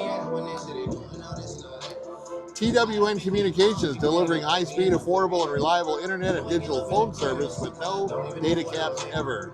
Stay connected with the freedom and performance you deserve. Eagle Plumbing, providing expert service in Cochise County for over 50 years. Family owned and trusted for everything from leaks to major repairs that are just one call away. That's Eagle Plumbing, proud supporters of local sports. Sonic Drive-In of Sierra Vista. Come enjoy a tasty burger or treat after the game. Sonic, about community support and great tasty treats. Duran Plumbing, serving Sierra Vista and Cochise County for residential and commercial plumbing projects for over 10 years. With a lifetime experience in the industry, proud supporter of local sports programs and athletes. As the Dust Devils come back on to the field, Cowboys on the far side doing their final stretching. Prestige Remodeling and Restoration. Sierra Vista has pioneered a visionary approach to customer service, and visit them at prestigesierravista.com. Seniors helping seniors. They're caregivers of seniors themselves, they show up ready to exceed expectations. Check them out at southernarizonaSHS.com or call them at 520-487-4246. Desert RV in Huachuca City is aiming to build community that surpasses RVs by giving back through local youth sports sponsorships, veteran support, and community fundraising events. Go to desertrvcenter.com. Stan Greer Millworks, Southeast Arizona's What do you think the coach told them at halftime? And custom doors and windows you don't want to be around distinguished that. history spanning 40 years, with offices in Tucson and in Hereford. I thought for sure. Discover more they'd at get points before the half. StanGreerMillworks.com. Yeah, last little drive. Pass on a legacy with Stan They're Greer good, Millworks. man. And then Burger King. Hey, Bisbee, your local Burger King has a new little look 5-yarder and a kids indoor playground. Come visit our brand new location at 1221 Naco Highway. Bring your family and enjoy your flame grilled faves at BK. Right into that zone. Have it your way and you rule. And finally, Ed Morris Automotive Group, Sierra Vista, stop by today and experience the difference Cochise County is now back by Morris. They just drop, but right in that zone. So once again, thank you to all of our valued sponsors, and for our listeners in Cochise County, There you go. And he had a definitely win by use local before you use any type of national brand. We want to keep the money in another 10 the yards. county, in Arizona. I tell my 520 Sports Talk people the same thing with Where's he from? sponsors as well. Oh, he's a soccer guy? They're the ones Soccer that are kid? bringing you Yeah. these great high school football matchups as we go down the stretch. I like that and number into 90, the playoffs. big freshman, man. He's a Basketball, good boys player, and girls man. Good kid to basketball, have just around around here. the corner for the state, and they should be starting. They'll start a little bit before football is over on the playoff He's a part big of boy. it. He's athletic. And I will be there not only for Cool FM Live for some Cochise County basketball, position does he play but also baseball? we'll be back ready to roll 520 Sports Talk in Pima, Santa Cruz, and Pinal County, or wherever the 520 area code reaches for winter sports and basketball. So under a minute now before the kickoff, as both teams getting their final instructions before we start the second half. And once again, we want to thank SSVEC, our powering sponsor that provides all the good stuff for our live stream events.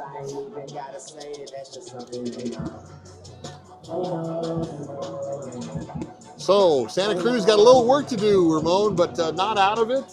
Down by a couple scores. Like I said, they get the ball first, they can go down and score a touchdown, and this is a different ball game. I apologize, Bill. I didn't realize my mic was hot, and I was talking over while you were talking about sponsors. So I apologize for that to our sponsors for speaking while you're mentioning sponsors. That won't happen again. We'll have you at a closed-door meeting with Dan the Man. There we go. We need to try that Vinny's Pizza, though. That's all I know is we need to go to Vinny's Pizza. We never do a Buena game, though.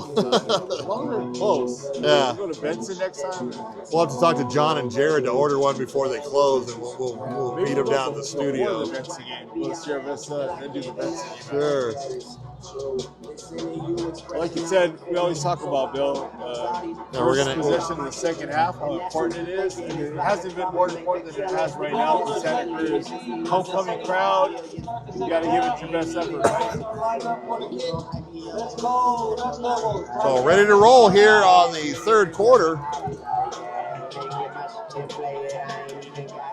And we are underway here in the second half. Quickly, a whistle stops play, and we didn't get too many of those in the first half.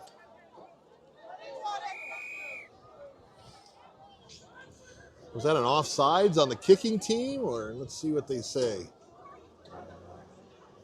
The referee's over on the goal post, or the goal line over there, so I'm not sure if he's going to be the one to make the call. What if it was set and ready for play? They might have kicked it before they blew the play live, possibly? Possibly. Yeah. Doesn't look like any yardage was assessed, so wind it up and do it again. There he goes. He's like, hey, I didn't blow a whistle yet. There he goes, got his hat off. Yeah, I was looking for tips. That's right. There we go. Nice deep kick down the middle. He's going to field it, and it's actually going to go over his head into the end zone. That's going to be a touchback, and the Dust Devils will take over 1st and 10 at their own 20. Once again, a very warm tropical night here in Eloy, Arizona.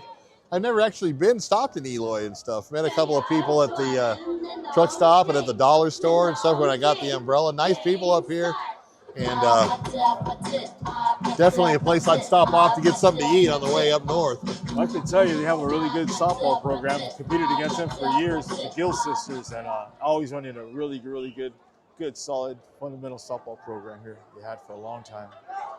So 1st and 10 for the Devils. Trying to get something going right off the rip here. First play is a pass out to the outside. Caught and dropped about the 25-yard line. So nice gain on 1st down. He got half of what he needed.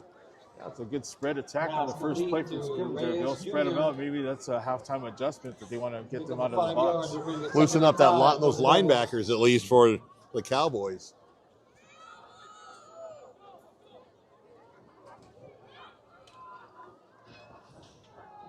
So we're getting spit on up here. Just a few drops here and there. Nothing big, but I guess that's not going to happen till tomorrow. Nice play, and boy, he was one tackle from breaking that one.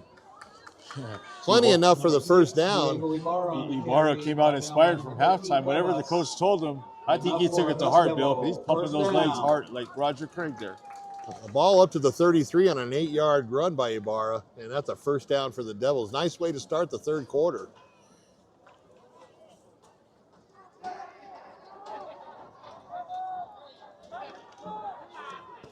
Once again, out of the shotgun.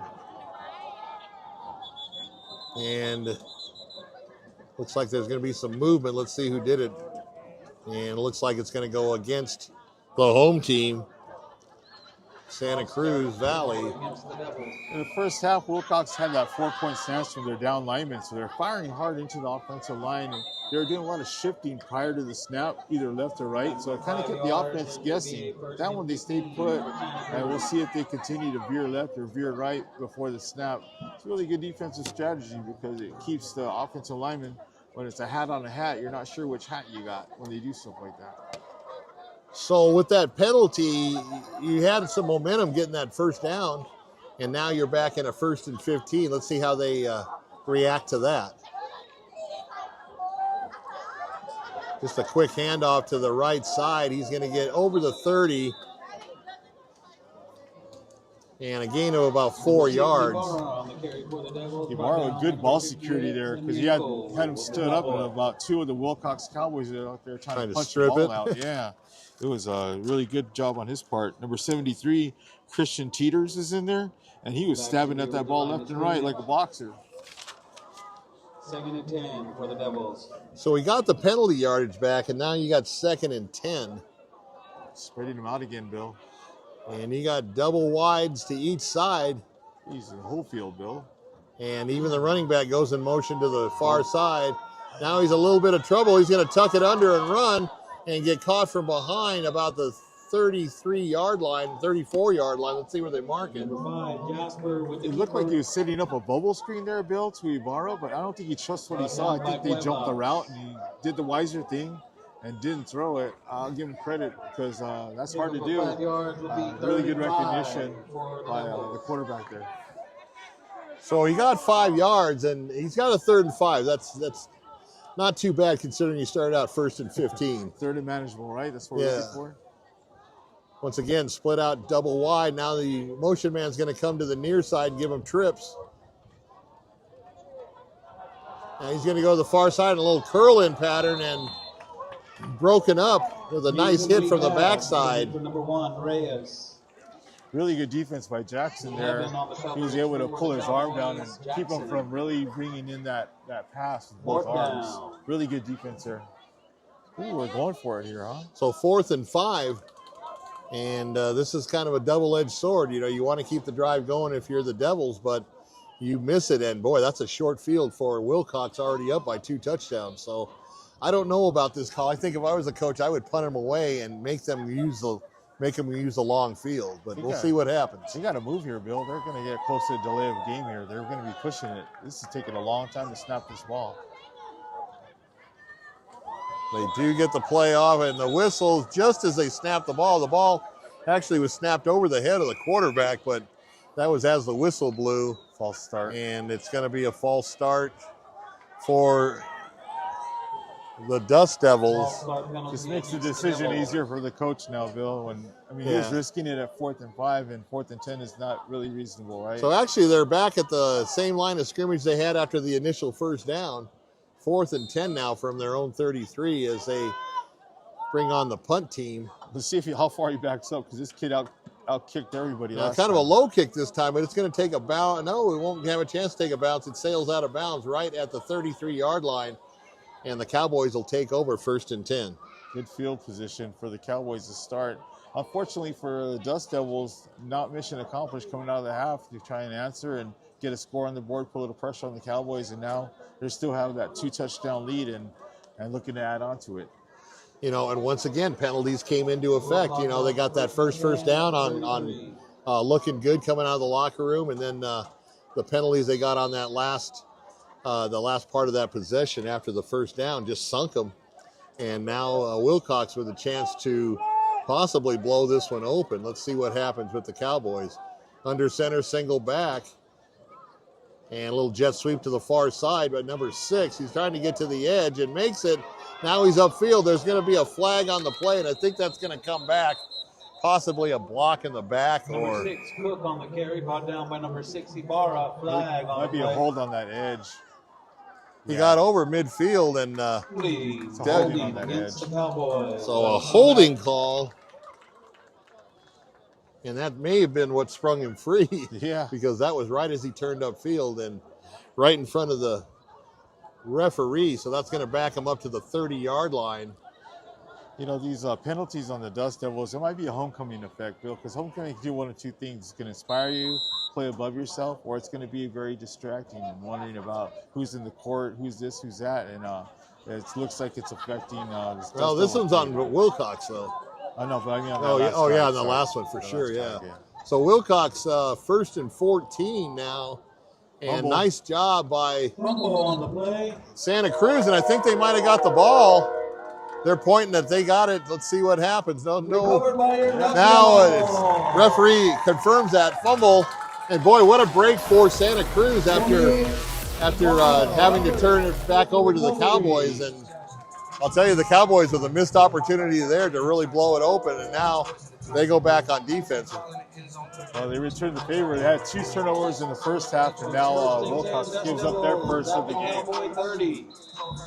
So a big break for the Dust Devils. Ball right at the 30 now. They've got a short field to work with. Let's see what they do. 8:18 left to go here in the third quarter. And a little jet sweep. He's going to cut it inside. Still on his feet, and a nice effort. Let's see who got that. Number 1, Reyes with the carry. Reyes with a nice effort. Yeah, Reyes is a junior, so he's a really good athlete. At least they'll love to bring him back for another year here, Bill. 8-yard gain. So once again, they got a 2nd and short. Let's see if they roll the dice and try to go downfield, or they just stay the course and try to move the chains. Yeah, he got about 3 more yards on 2nd effort on that play, Bill. Sure did. Good hard run. And just a handoff off tackle, and he's still got a head of steam going. Ibarra inside the 15-yard line, and a first down for the Dust Devils.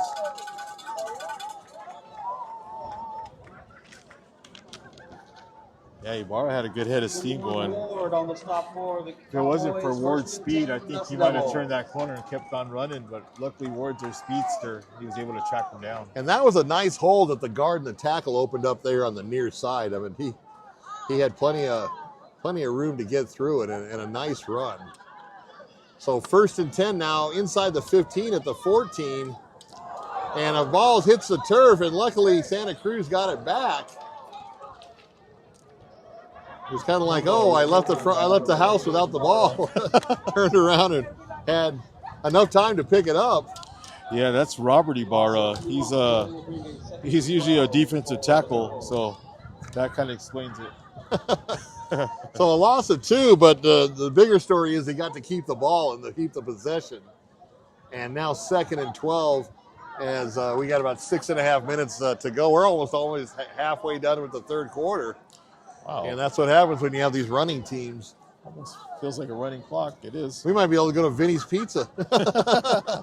Get one going for us, Vinny. Quick pass, and once again a fumble on the ball, and it looks like the Cowboys are going to come up with it on a mishandled pitch to the far side. So they traded fumbles, and we're right back to basically where we started on Willcox's first possession.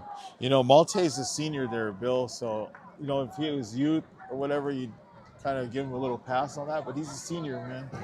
You need to know you can't rush that pitch there. You got to look it in and get a good pitch. Yeah, you got to have the ball before you turn upfield. So a break now for the Cowboys. 1st and 10 at their own 24-yard line. Play action. Now he goes back on a Statue of Liberty play. He's got an open man downfield, just out of the reach. And I don't know, Ramon. I would have given up my body for that one and dove for it, because I mean he didn't really miss it by that much on a straight run. I mean, I think if he left his feet, you know, he might have got popped by the turf monster or by the grass monster, but I mean he at least had a better chance of catching the ball. But Jackson's coming up limping. He's the one that made that attempt on that catch, and looks like he pulled something. I'm not sure it's a cramp or a muscle strain, but he might have to come out of the game here pretty soon. He's hobbling. So that'll probably take away. That's for Santa Cruz. They could probably go. Oh, look at this! And he throws a block. still running down the field over the 40, still on his feet inside the 30, and finally down near the 25-yard line. I'll tell you, you're talking about it Blvd, but he threw a key block on that.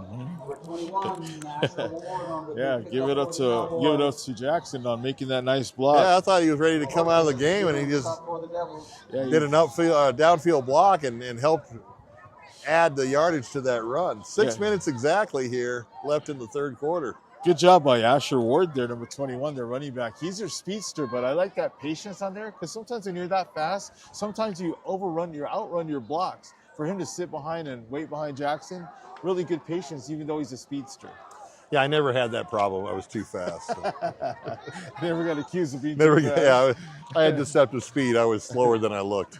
Here comes Cook. A little wraparound handoff to the far side, trying to get to the edge, and he's going to go in. Oh, just tackled short of the end zone. I thought he was going to make it all the way for the score. Got a hold downfield there, Bill. But about the last 5 yards of that play, we had holding on that receiver that sprung him for that last 5 to 7. Now in high school, is that a spot foul, or do they come back from the line of scrimmage and assess it?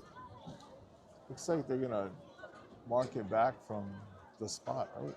I'm not real familiar with that rule as far as high school is concerned. I know in the upper levels, it's from the spot, but it looks like it is from the spot now again. So a spot penalty doesn't really hurt Willcox as much if they would have had to bring it to the original line of scrimmage and march off 10 yards. So 1st and 10 still, and it's going to be from the 26-yard line now. And needing to get to the 16, actually the 24-yard line is where they marked it. So a pitch to the near side.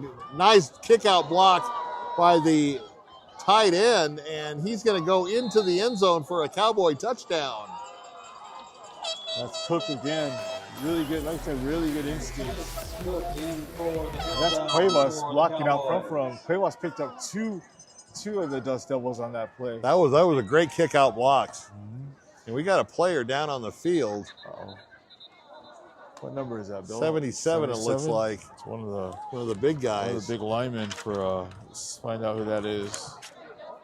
So touchdown for the Cowboys, now up 27-7, 5:02 in the third quarter. It's like a cramp there, Bill. They're rubbing his calf down, so that's good because that is number 77. That's Marco Fierro, and he's a senior, so that's one of those players. Never want to see anyone get hurt, but let alone a senior. Right. Their last year. Especially if it knocks them out of the rest of the season. They only got a couple games left. Yeah. But this Willcox team is going to go to the playoffs for sure. Yeah, they're going to need Fierro because he's been opening up some good holes up there. The whole line play for Willcox on both sides of the ball has been really well executed tonight. All right, so while they're tending to him, maybe we can sneak in some scores from the Tucson area for our 520 Sports Talk viewers.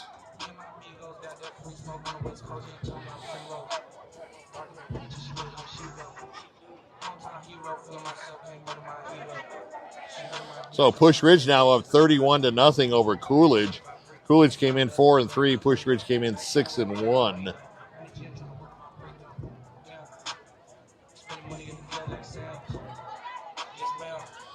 One of the surprise teams, and we caught them the first week of the season against Douglas. Flowing Wells comes in 6-0 against your Mountain View Mountain Lions. Coach Johnson at 3-3.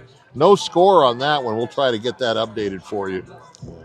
I'll see if I can get a private score. That's right. I'll shoot a text out there and see what's going on. And speaking of Douglas, up 21-8 now over the Panthers at Amphi in Tucson. Evilloy, Haunted House. I know the announcer at Mountain View. I wonder if he'll take a minute to answer my message.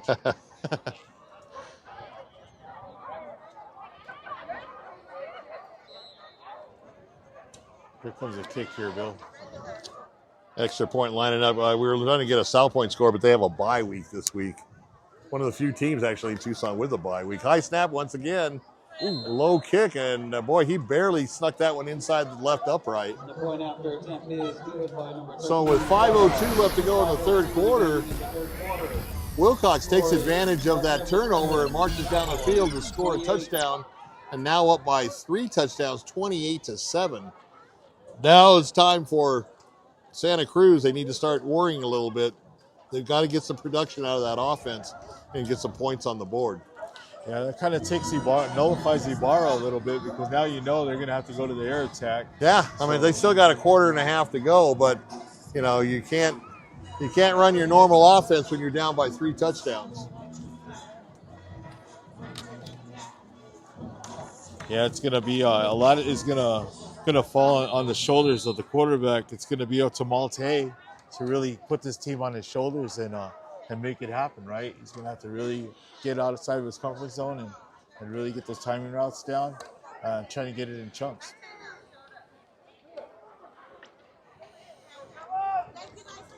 So Willcox kicking it away right down the middle field. It actually mishandled. He picks it up about the 6-yard line, tries to go up the middle. Oh, and he gets a burst of speed. Ibarra, boy, if it wasn't for the kicker, he would have been gone, and that would have been a great thing for Santa Cruz. We talked about how good their lane integrity was, but I think that fielding actually hurt the timing of the Cowboys, and he's able to get past that first wave.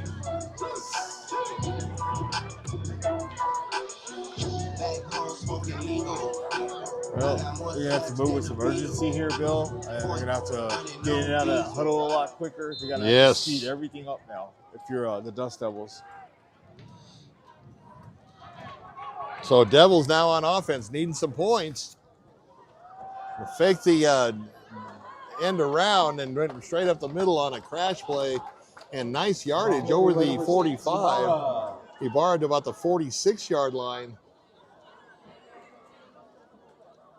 And that'll make it second and about 3, I believe. Well, I got an update on that Mountain View Flowing Wells score. Mountain View is up big, 40-6. Boy, Flowing Wells looking at that first loss of the season from the Mountain Lions. And is that at Mountain View? It's at Mountain View. Defend the den. 10 minutes left in the third. Back to pass. He's got good protection. Now he doesn't know what to do with it. Now he's going to tuck it under and go over the 50 and pushed out about the 48-yard line. And once again, a flag, which probably is going to be a hold. Let's see what happens. Wonder which side of the ball it'll be on, offense or defense. Had a lot of receivers out in the route, but nobody is open. I don't know if it's sticky coverage or maybe some jersey grabbing out there. We'll see who the guilty party is. Like I said, there was a lot of contact on that defense. So waiting for Mr. Shreves to go ahead and give us the signal. It is against the Cowboys. Yep. And defensive holding. Boy, that's a big break for Santa Cruz. And that's exactly what the Devils needed. That's going to be an automatic first down and move the chains all the way down to the Willcox 37-yard line. Dust Devils up to the line quickly, under center with an I formation to the tailbacks, and gets around to about the 35-yard line. Gain of a couple as we pass the 4-minute mark here in the third quarter.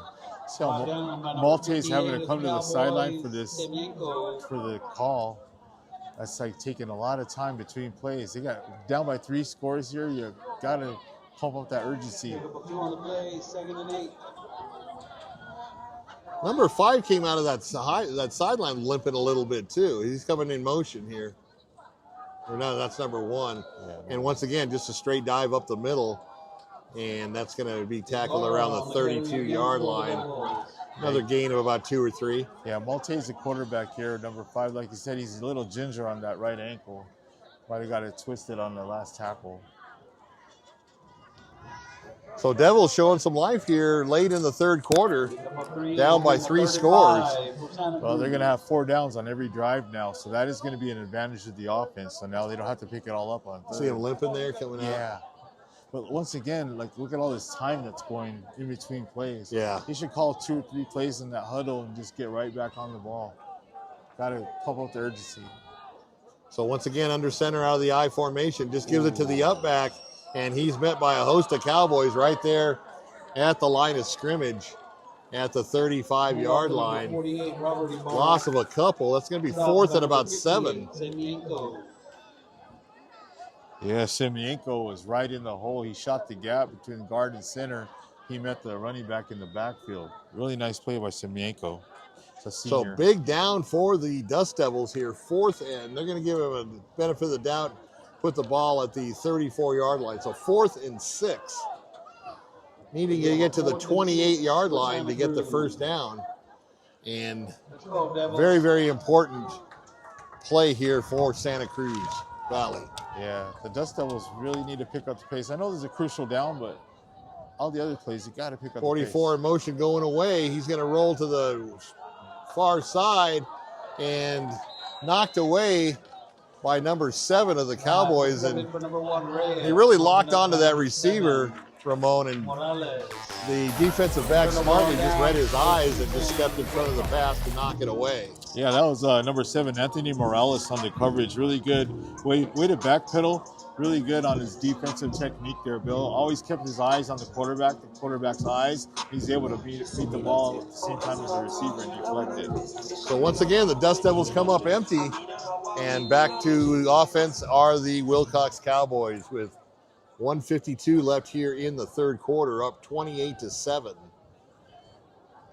They're giving Ibarra a little break on defense, you know, because he's spilling him on offense. Tight formation, and yet they go outside with it, and he's already across the 40 to 35 up the far sidelines.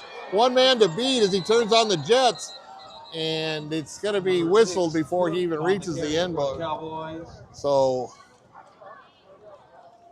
out of bounds at the 33. That's what he did, stepped out of bounds. Okay. That was Cook again with that, reading his blocks once Not very again. tall, but boy, that kid can scoot, huh? Yeah, he's stout, man. Yeah. I really like the way he runs the ball. Really good vision out there, Bill. He sees a crease and he hits it. Doesn't hesitate. He doesn't dance in the hole. He just does really nice. He kind of just waited it out, and then as soon as he saw the opening, turned the jets on and cruised up that far sideline. Unfortunately, stepped out of bounds about the 33-yard line, and it'll be 1st and 10 from there. Little swing pass to the near side. He's going to try to get up the edge, stiff arm, and tackled shy of the 25-yard line, about the 26, by a couple of Dust Devils. He could have got a little bit more, but we had a Hook on the carry again for the Cowboys, stopped by number 90, LJ James of the Devils.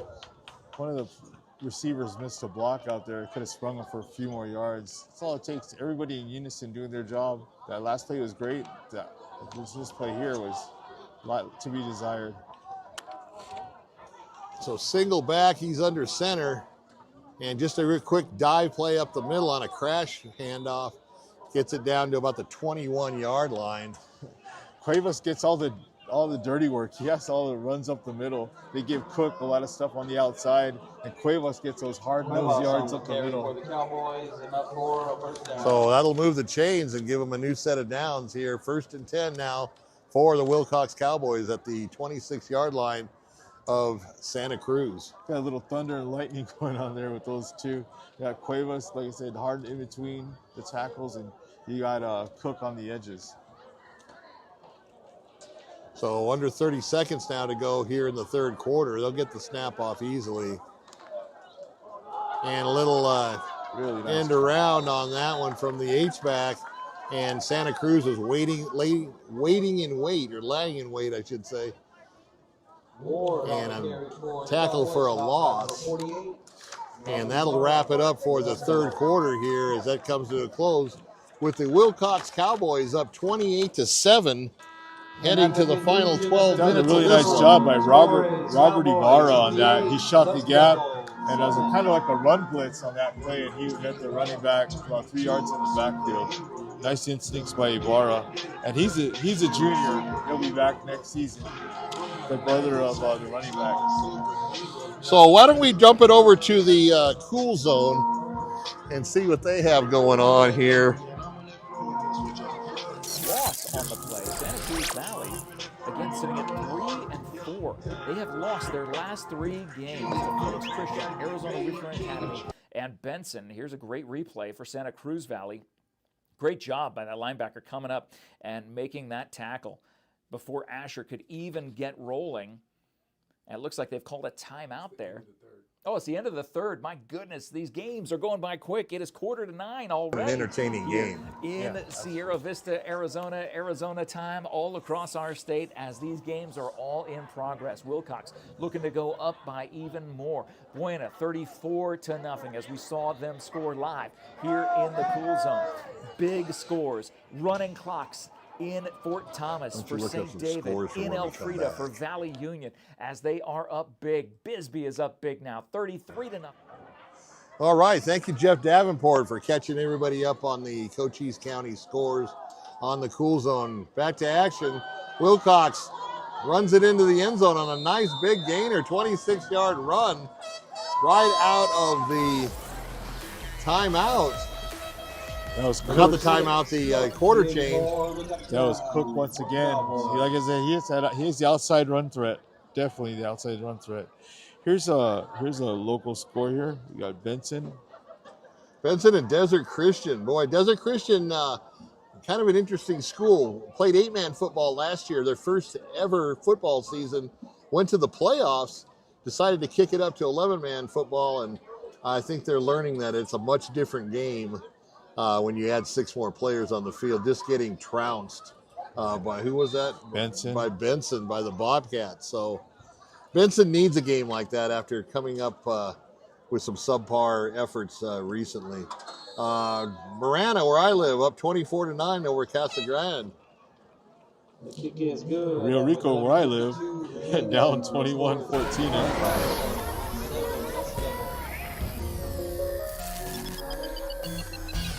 So 11:52 left in this one, and we're looking at 35-7. What started out as a promising game as far as up and down the field has developed into missed opportunities by Santa Cruz just when they needed to score, get a first down, make a big play. Either penalties kind of bit them or just not executing. A little battle of attrition too. I see that the roster size, like Willcox seems to have a deeper bench, and right now this time of the game, it looks like the kids for Santa Cruz are getting a little tired now. Bill, hands on the hips, breathing a little hard. It's hard to play both ways and try and keep up with this Cowboy team. Once again, a great point. These smaller schools, a lot of guys have to play both ways, and that does take a toll on you, especially going into the fourth quarter. So Cowboys ready to kick off ahead, 35-7. And fielded by one of the upends, kind of mishandles it, picked up at the 12-yard line. He's trying to go to the outside of the far sideline. He's got some room. One guy to beat. And Ibarra, a saving tackle by the kicker. But good field position right near midfield for Santa Cruz. Might be that spark they needed, Bill, like Ibarra. They started the game off with fake or with the reverse. They did actual reverse, right? This one here, they did the fake reverse, so that actually paid off a little bit. Well, at first it was mishandled by one of the upmen, and then just picked up off the grass by Ibarra, and once again just turned on those jets up the far sideline and got the ball to the 47-yard line. It looks like 48-yard line, excuse me. And that's where the Devils will take over 1st and 10. So they need to make this drive a scoring drive, but they got to do it in a little less time than maybe they're comfortable with. Little inside screen to the flanker, and a nice catch. Just pick it up right off his shoe tops. Only gets a couple of yards to the 49. But I think that was just worthy of the effort because that ball was heading straight into the turf, and he picked it up just right on top of his shoes. Yeah, Reyes did a really nice job there to get his hands underneath it. Here's a score we haven't reported tonight. We got Sahuarita up hosting Rincon 37-0. And Pueblo is all over Choya. Pueblo at Choya 35-3. Big rivalry there on the south side. And Coach Sly Lewis's Warriors looking good. One in motion, a little jet sweep to the far side. He's going to cut it inside. Puts his head down and keeps those legs driving. And enough for a first down. That'll move the chains for the Dust Devils. Down by number 6, Cook. That was Reyes with that little jet sweep. First down. It looks like Willcox is giving some of their starters some rest, giving some kids some opportunity to play here. So Okay. it's a good opportunity for them to be quality depth, right, when called upon. So now out of the shotgun, inside handoff again, and a nice head of steam takes them over the 35 to about the 34. So 8-yard gain on first down. Brought down by Teeters of the Cowboys. At this point in the game, like, it's all right, I think, to be deliberate and take your time and just run your normal offense, because the game's so one-sided now. Just run your normal offense, let the clock run where it needs to run, and live to fight another day, right? Well, I mean, if they can get this score here and maybe get a turnover and score again, we'd have a different game. But we'll see what happens. I think they need to get it in the end zone there just for their confidence on this possession. Kind of a delayed handoff, and he's going to fall short of the 30-yard line. Pick up about 3. Number 1, Reyes. Giving Reyes a lot of action on this drive, Bill. Getting him involved. Maybe giving Ibarra a little bit of a blow. He's got to carry the load most of the night. First down. So Devils keep moving the chains on this offensive possession, and that's a positive note. 9:29 and counting left here in this one at homecoming at Santa Cruz Valley High School in Eloy, Arizona. For the 520 Sports Talk fans, tomorrow, actually, I'm going to be changing hats and going 602 Sports Talk, and I'll be up at the hockey game at Arizona State University at Mullet Arena. The ball's on the ground after a missed pitch, and the whistles blew. Let's see what that's all about. They kind of blew before the play was over. It's the second time Maltese on that quick pitch. Okay, so illegal forward pass, which makes it incomplete instead of a fumble. Luckily, that's the case. We got Desview up once again, really big on Nogales, 50-0 now. Boy, the Jaguars looking tough this year. Robert Bonias and his staff doing a great job. Nice play, a defensive play by number 13. Cuevas crashes inside and tackles the ball carrier for a loss. Yeah, Cuevas has been all over the field tonight. Offense and defense. He's a really good player both ways.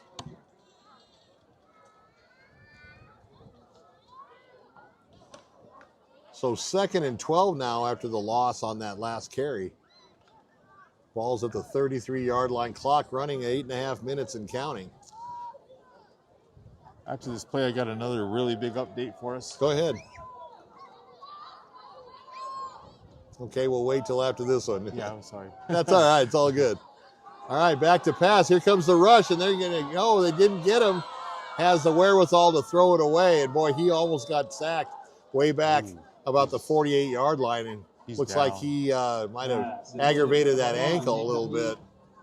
Yeah, he was limping earlier, and that just added to it. Yeah, here's one that's near and dear to us, Bill. Like, this is our guy Ray Tapia's team that he's filming at tonight. We got Micah Mountain is up at Walden Road, 10-7. And that's a game of two powerhouse teams in 4A or 3A, excuse me. Well, no, it's a 3A versus a 4A. Yeah. And just this is a 4A. That's right. Micah Mountain moved up. Yeah. Corey Noble, just a terrific coach, and always has his Red Wolves ready to go down in Walden Grove. That's a tough place to play. We've covered many games there, 520 Sports Talk. And Micah Mountain just playing very well, all things considered. I mean, they are the defending state champs at their level, but they had a huge graduation turnover and basically a brand new team this year, but new coach as well. Jay Campos seems to be taking care of business, and a tight game there, 10-7, still anybody's game, as the quarterback for Santa Cruz still down on the turf or on the grass. Yeah, you really hope that Malte is going to be all right here. It's nothing that's going to affect him down the road here, because he is a senior as well, Bill. And like we talked about, never want to see anyone get hurt, but especially a senior with only a few games to go. You want them to be able to finish out their senior year and end on a good note. So hopefully it's just maybe a cramp or something minor that he can get over and be ready to start the next game. He's been under a lot of duress, and once the Cowboys brought the house on that last play, he did well enough just to get rid of that ball. Yeah, he did. He did a good job by throwing it away.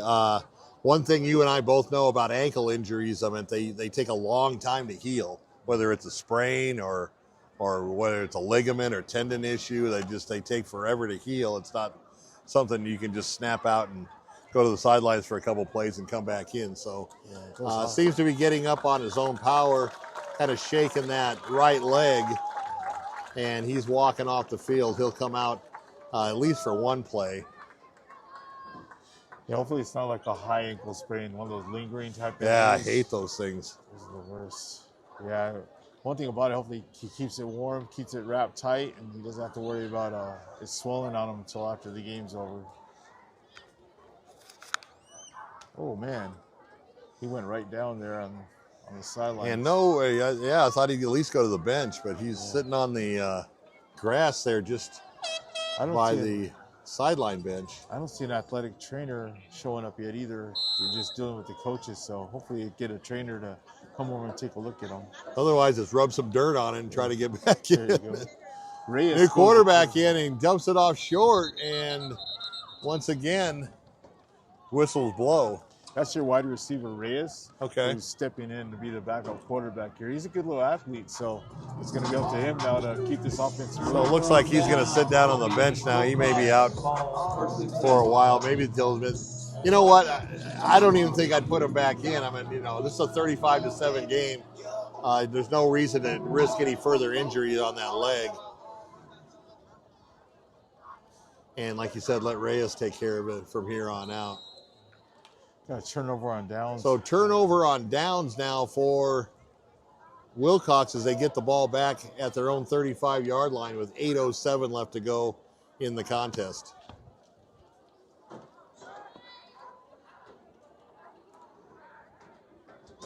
Under center and does this little quick jet sweep to the far side. And nice play by the defensive line for Santa Cruz.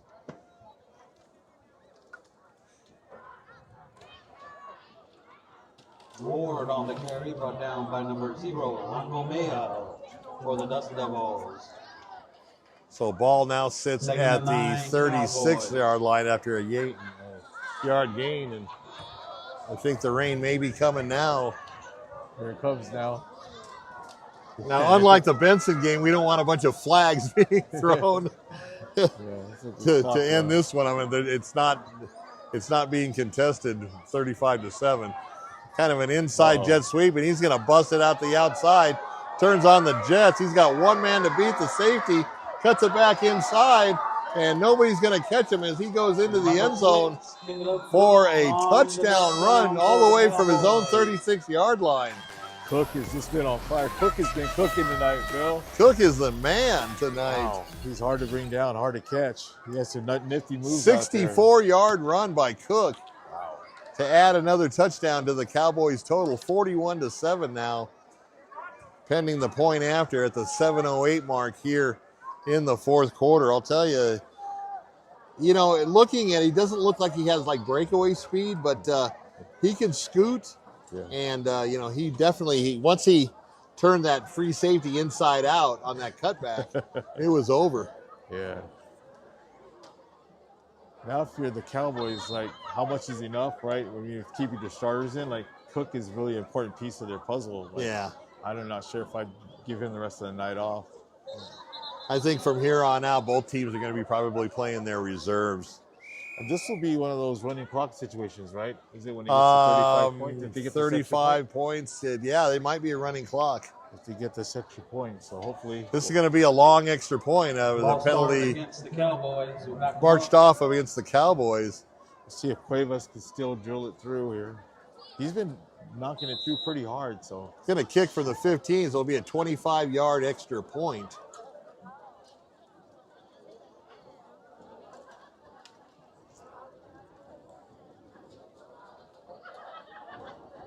Once again, good job by the holder on a low snap, and he puts it right down the middle to get the extra point and a 42-7 lead. can get that running clock situation. I think you're right. I think that it will be a running clock from here on out. The only stoppage would be a timeout or a timeout from the benches or an official timeout.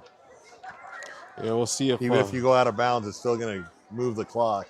We'll see if Bob Shreves puts that in motion for us here. 42-7 here with 7:08. Another blowout, but at least this one was entertaining. Yeah, it was a pretty entertaining game. I mean, both teams are really good teams here. Really good talent on both sides. It's just tonight was just the Cowboys' night. We had a few turnovers that kind of changed the tide of the game early on and put it in their favor. Well, the Cowboys showed they are definitely the cream of the 2A South, getting ready to go 7-1, and looking forward to those playoffs coming up starting in late October here this month. So once again, Cowboys to kick it off, kind of a low kick going to the far side of the field. He's going to pick it up and do a little reverse handoff as he goes up the middle and gets tackled shy of the 30-yard line with 6:38, and once again the clock is running, so nice job by Ramon. Diego Ibarra with the return, brought down by number 50. Ramon is not on the rules committee for the AIA, but he did stay at a Holiday Inn Express last night. I sure like their coffee. So 1st and 10, they are going to give him the benefit of the doubt, put the ball squarely on the 30-yard line. And once again, the clock is running, and we're nearing the 6-minute mark here in the final quarter. Little mix-up on that, but he had the wherewithal to get the job done with his keeper, and he got hit out of bounds. That's going to add 15 yards. That was Jackson's. Jackson was unaware of where he's at on the field. You know, he's a starter. He knows where he's at. That's going to add 15 yards to that great run. It's going to give the Cowboys coaches something to be mad about. You know, like on a game like this, you're like, as a coach, you're looking for anything bad that happens that you can bring up in practice on Monday. So Jackson just put himself in the crosshairs of his coaches on that play, because in a close game, important game, where it's contested, a play like that could change everything. I think you're exactly right. I think his field vision, he wasn't aware how close to the sidelines he was.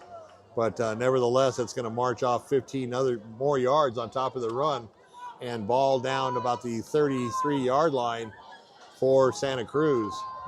Little shake and bake up the middle and gets it close to the 25. Number 6, Diego Ibarra for the Cowboys.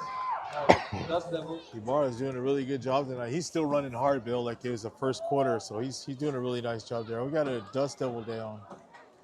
Another injury here for Santa Cruz Valley. Hope that's not Ibarra. They could lose their quarterback and running back on the same quarter here. Well, the clock will stop now. Yeah, for an injury timeout, the clock does stop. So while we're waiting on the injury, let's go ahead and catch up with some of our sponsors. SSVEC and all of our sponsors tonight are putting their investment into local youth sports and making this coverage free to you. Stop by all of our list of sponsors, locations, and do business with them and with the businesses that support the stuff that you love. Sherry Ethel team at Long Realty, proud to support our young athletes all season long. If you're in the market to buy or sell, make your first call to the real estate experts at 717-599-2439. Barnett's Towing and Barnett's Propane, serving our community since 1963. Copper Queen Community Hospital of Cochise County, their new physical therapy department is now open in Hereford. Make an appointment with one of their doctors of physical therapy today at 520-432-6435. Grasshopper Landscaping, quality from the ground up. Contact Grasshopper Landscaping for all your landscaping needs and visit them on Facebook or Google them at Grasshopper Landscaping. Ginger's Title Service of Sierra Vista, located at 999 East Fry Boulevard, now open Saturdays 9 a.m. to 2 p.m. ALLO Fiber, your new home team internet, TV, and phone provider. Visit allofiber.com to learn more about the ALLO Fiber difference and become a fiber fan, now available in Sierra Vista. Right Way is now serving Sierra Vista and Cochise County, providing heating, cooling, plumbing, and electrical services. We are happy to support our local athletic sports broadcasts. American Southwest Credit Union. Today's game is sponsored by American Southwest Credit Union. Join the credit union that supports your community at ascu.org. Federally insured by NCUA, an equal opportunity lender. Sierra Toyota wants to buy your truck, car, or SUV. Get your vehicle appraised in 30 minutes or less. No vehicle will be turned away. Sierra Toyota, locally owned, community driven. So injury is to number 5, and he's back up on his feet, kind of gingerly walking off the field. So number 6, Ibarra. Excuse me, number 6, Ibarra. That's what happens when you turn 65, your eyes go. You got the wrong glasses on. That's right. TWN Communications, delivering high-speed, affordable, and reliable internet and digital phone service with no data caps ever. Stay connected with the freedom and performance you deserve. We're back to live action here. And out to the short side of the field, catches it and moves it up the field. So Borges with the catch and gets a few yards, enough for a first down. So Santa Cruz still moving the ball. 5 minutes and counting now left in the contest. Be nice for the kids to get a touchdown here. Yeah, Ramon. at least get something to celebrate here at homecoming. Give them something to cheer about. Right. Handoff. He's going to go right up the left side with a head of steam down to about the 12-yard line, a gain of about 8 yards on first down. So Dust Devils moving the ball. Once again, even the backups for the Cowboys doing really well, wrapping up, and good fundamental tackling. That's a sign, like we talked about, of a well-coached team that he permeates through the whole program, right? No, exactly. You want to get those backups, those younger kids maybe coming up from JV, a chance at some varsity action. A little confusion in the backfield. They got it sorted out, though. So 2nd and 1, and just a kind of a curl handoff. And did the ball come loose, or was he just tackled hard? Looks like a hard tackle. Right around the 10-yard line. Did he have enough for the first down? It doesn't appear so. 35, Daniel called that was a dependable tackle. Like the dependability of Durant Plumbing. So a delayed kind of signal from the officiating crew does give them the first down, and 1st and goal now from the 10-yard line with 3:40 and counting for Santa Cruz. Number 6 just finds his way in the end zone, virtually untouched. Just a great run from the 10-yard line, and the Dust Devils get their 2nd touchdown of the contest. And that's really good to see Ibarra back in the game after he had that injury, Bill. It's really nice to see that he got back in the game there. There we go. The fireworks go off for Santa Cruz on that effort. Shot about where the third baseman stands in baseball. Hey, it's the hot corner, the real hot corner. That's right. So they're going to go for 2. Here, another one, Ibarra, and gets into the end zone for the 2-point conversion. So that makes the score 42-15 now. And a good effort by the kids from Eloy to get that touchdown late here on homecoming night, to the delight of the crowd and the alumni that are present here. Yep. Has some good vibes there. So while I'm doing the sponsors, Ramon, why don't we get a quick wrap up of the scores for the Tucson and Pima County area. I'll pull up the scores on the good old Durant Plumbing scoreboard. That's right. Eagle Plumbing, providing expert service in Cochise County for over 50 years. Family owned and trusted for everything from leaks to major repairs. They're just one call away. Eagle Plumbing, proud supporters of local sports. Vinny's Pizza of Sierra Vista, serving the community for 45 years with great pizza, wings, and sandwiches. We are proud to support this live stream sports coverage here on Cool FM Live, and we hope to see you soon. And the kickoff is going to be just a little nubber to the up man and mishandled it. It was a live ball, but then hopped on it by one of the other players about the 40-yard line, and that's where Willcox will take over. I'm not sure unless they have a big defensive stand that Santa Cruz may not get the ball back. Yeah, with that lead cut down, the running clock situation is... That's true. Now the clock is not running. It's back to a stop clock. And let's get a couple more in. Sonic Drive into Sierra Vista. Come enjoy a tasty burger or treat after the game. Sonic is about community support and great tasty treats. Duran Plumbing, serving Sierra Vista and Cochise County for residential commercial plumbing projects for over 10 years with a lifetime of experience in the industry. Proud supporter of local sports programs and athletes. So 1st and 10 for the Cowboys right at the 40-yard line. 3:03 on the clock. Handoff, and he tries to get to the corner, and he's got the edge up the field, still on his feet and driven out of bounds near the 40-yard line of Santa Cruz Valley. First out of bounds by number 9, Lane James. Man, Lane James, man, true freshman. Like I said, linebacker. For his size, he moves so well. He's able to hunt down Cook on that outside run. What a great effort and a great hustle by him.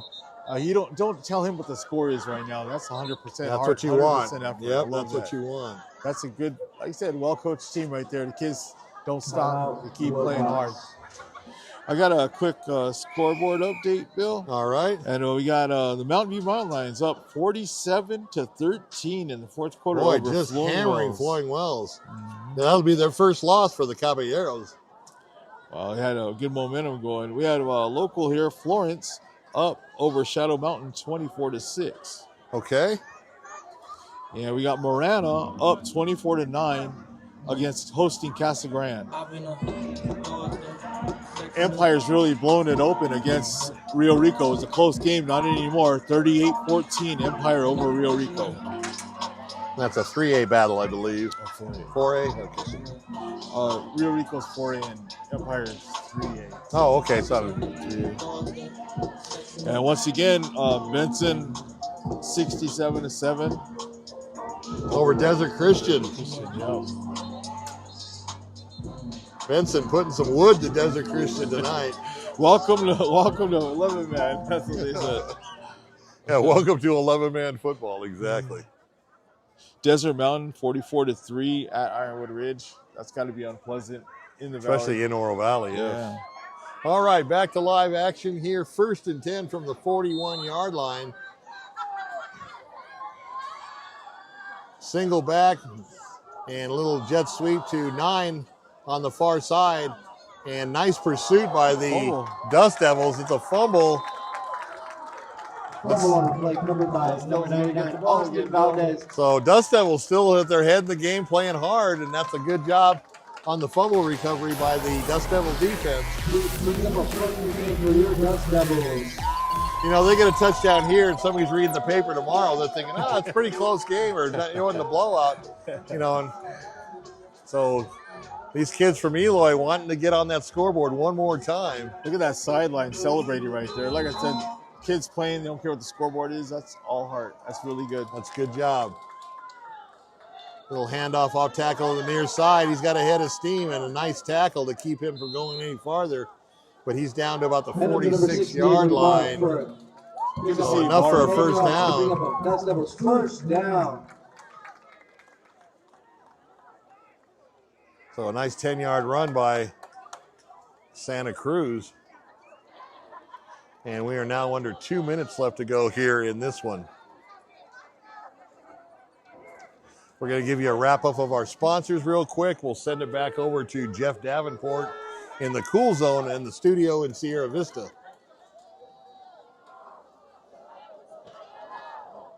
And inside the 40 on that run, once again, a nice effort.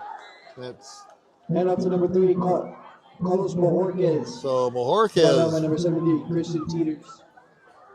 Pick up about 6 yards for your Santa Cruz Dust. So it'll be second and about 4 yards, I guess. Michael Mountain and Walden Grove still 10-7. Boy, that's a battle, huh? Micah's still on top. Close game. Majorquez once again trying to get the outside. He does, and he's off to the races. And a jackal just inside the 10-yard line. That would be Barra again. Or Ibarra, excuse me. He's still running hard, Bill. Still running hard. So nice job by the Dust Devil offense with a minute left to go. Clock is running. They need to hurry up. First and goal for your Dust Devils at the only ground line. So first and goal now for the 8. And let's see if they can punch it in here before the final gun sounds. Same play, same positive result. And I would call a timeout just to let them get a chance to score. Why not? Number 19, Randy Hill. If I'm a Santa Cruz coach, I'm calling a timeout.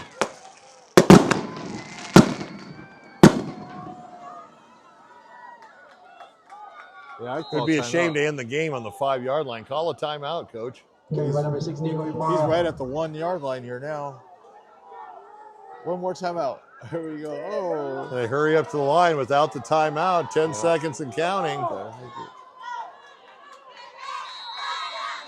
And got it in with 0.3 seconds left, or 3.3 seconds left to go. And another touchdown for the Dust Devils. So Dust Devils scored on their first possession of the game and were quiet ever since until that last touchdown, and then they add this one with 3.3 seconds left to go. It's almost like the Super Bowl when the Chiefs scored the last couple touchdowns in the last couple minutes. Yeah. Make it look respectable. No, good job. There's no quit in the Dust Devils, though, Bill. That's what you want to see. You know, it doesn't matter what the score is. You still play hard. This is the only drawback. The only risk is an injury, and we have an injury. Hope it's not Ibarra again, because he's taking some licks tonight. He's put in a yeoman's work tonight out there. He's been their MVP for sure.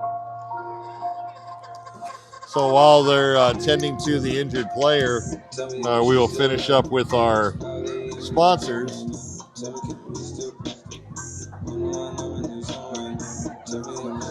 American Southwest Credit Union. Today's game is sponsored by American Southwest Credit Union. Join the credit union that supports your community at ascu.org. Federally insured by NCUA, an equal opportunity lender. Sierra Toyota wants to buy your car, truck, or SUV. Get your vehicle appraised in 30 minutes or less. No vehicle will be turned away. Sierra Toyota, locally owned, community driven.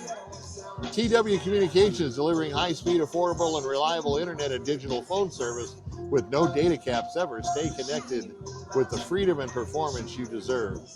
Eagle Plumbing, providing expert service in Cochise County for over 50 years. Family-owned and trusted for everything from leaks to major repairs. They're just one call away. That's Eagle Plumbing, proud supporters of local sports. Vinny's Pizza, Sierra Vista, serving the community for 45 years with great pizza, wings, and sandwiches. We're proud to support this live stream sports coverage here on Cool FM Live, and we hope to see you soon. Sonic Drive-In in Sierra Vista. Come enjoy a tasty burger or treat after the game. Sonic is about community sport and great tasty treats. Duran Plumbing, serving Sierra Vista and Cochise County for residential and community or commercial plumbing projects for over 10 years with a lifetime experience in the industry. Proud supporters of local sports programs and athletes. Prestige Remodeling and Restoration. Sierra Vista has pioneered a visionary approach of customer-centric service. Visit them at prestigesierravista.com. Seniors helping seniors, whether caregivers or seniors themselves, they show up ready to exceed expectations. Check them out at southernArizonaSHS.com or call them at 520-487-4246. Desert RV in Huachuca City is aiming to build a community that surpasses RVs by giving back through the local youth sports program sponsorships, veteran support, and community fundraiser events. Go to desertrvcenter.com. Stan Greer Millworks, southeastern Arizona's premier supplier of custom doors and windows with a distinguished history of spanning 40 years with offices in Tucson and in Hereford. Discover more at stangreermillworks.com. Pass on a legacy with Stan Greer Millworks. Burger King. Hey, Bisbee, your local Burger King has a new look, and the kids' indoor playground is also new. Come visit our brand new location, 1221 Naco Highway. Bring your family and enjoy your flame-grilled faves at BK. Have it your way, and you rule. And finally, Ed Morris Automotive Group, Sierra Vista, Stop in today and experience the difference. Cochise County is now backed by Morse. Hey, Bill, while we have a minute, we're lucky to have a sponsor here tonight from Duran Plumbing. I want to ask him a couple questions about his business and see how long he's been in business. Sure. Come on over. Duran Plumbing guy, come on over. We're lucky to have a sponsor here at the game with us tonight. So I had a question for you. How long have you been in business there in Sierra Vista? Yeah, we've been in business since 2015. Okay, what do you handle? Just plumbing, electrical, or is it just mainly plumbing? Just mainly plumbing. Very good. And so how are you available 24 hours, or is it just on an appointment basis only? No, just Monday through Friday, 8 to 5. We gotta give those plumbers some time off here. He's on a banker schedule as a plumber, but he's good. Good service and good quality, and a good sponsor. Thank you, Mr. Duran. Appreciate your time, and thank you for being a sponsor for us and help make this broadcast possible. Thank you so much. Of course, our pleasure. We like to support all the kids, sports, and just keep them going. All right, thank you so much. Appreciate that. That's right. I mean, yeah, if you got a leak at 3 in the morning, it's like, what are you doing up causing a leak? Go back to bed. All right, we want to thank Duran Plumbing, Mr. Duran here at the game. His son is also doing the camera work and our production work tonight and doing a great job. And he is a student of journalism at the Walter Cronkite School of Journalism on the campus of Arizona State University, one of the premier journalism schools in the country. I think ASU and Syracuse probably have the best 2 journalism schools. So back to live action after the injury, and it's 3.3 seconds. They're going to go for 2 points.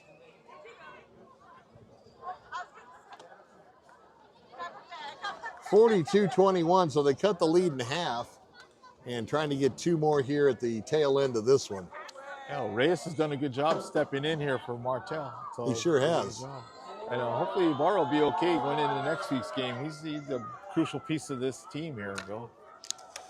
So we're going to do a quick game wrap-up with Ramon and myself, and then we will dump it back over to the cool zone with Jeff Davenport. He's going to go up top, and a nice little dump pass to the tight end once again.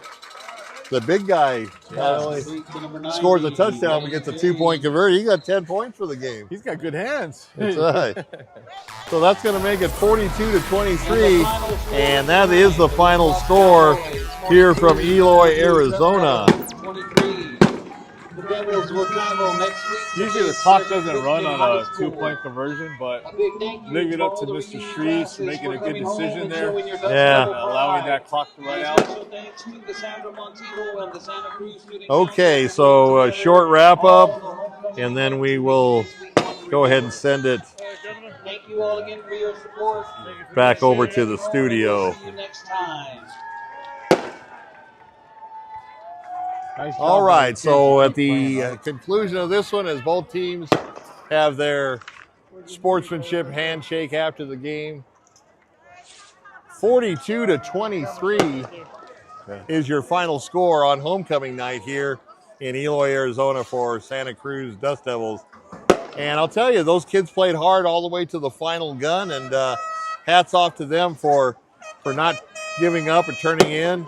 And once again, I hadn't seen Willcox prior to this game, and we were trying to wait for a 2A team to kind of rise above and be the cream of the crop and the pride of 2A in Cochise County. And I believe we've seen it with the Willcox Cowboys going to 7-1 now on the season.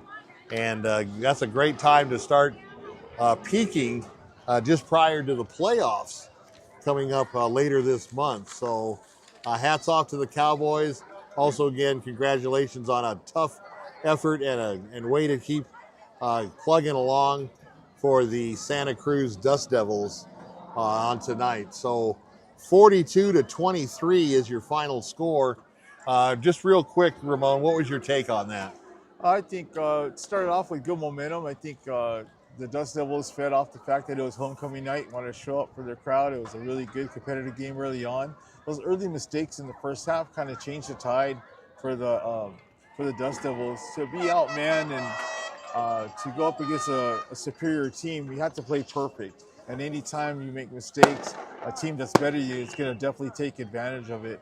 And the three-headed monster, but especially Cook, the running back for the Cowboys, it was just too much for this undermanned Dust Devil team to handle. But give them credit, like we talked about. They fought, they gave it their best effort. It wasn't for lack of effort or lack of trying. It's just a different disparity in talent that ultimately tipped the scales in the Cowboys' favor.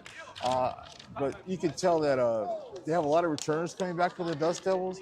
That freshman James, that's a linebacker and tight end. I mean, he's a really bright spot. They got him for 3 more seasons after this. He's a kid that definitely can translate to the next level, even from a smaller school. But I think Willcox are hitting their stride. Really well orchestrated offense, very fundamentally strong defense, tackling-wise. So I think they have a lot to look forward to going into the postseason. Like you mentioned, cream of the crop, the best team I've seen all year since we've been calling games. I think they could give Michael Mountain a run for their money.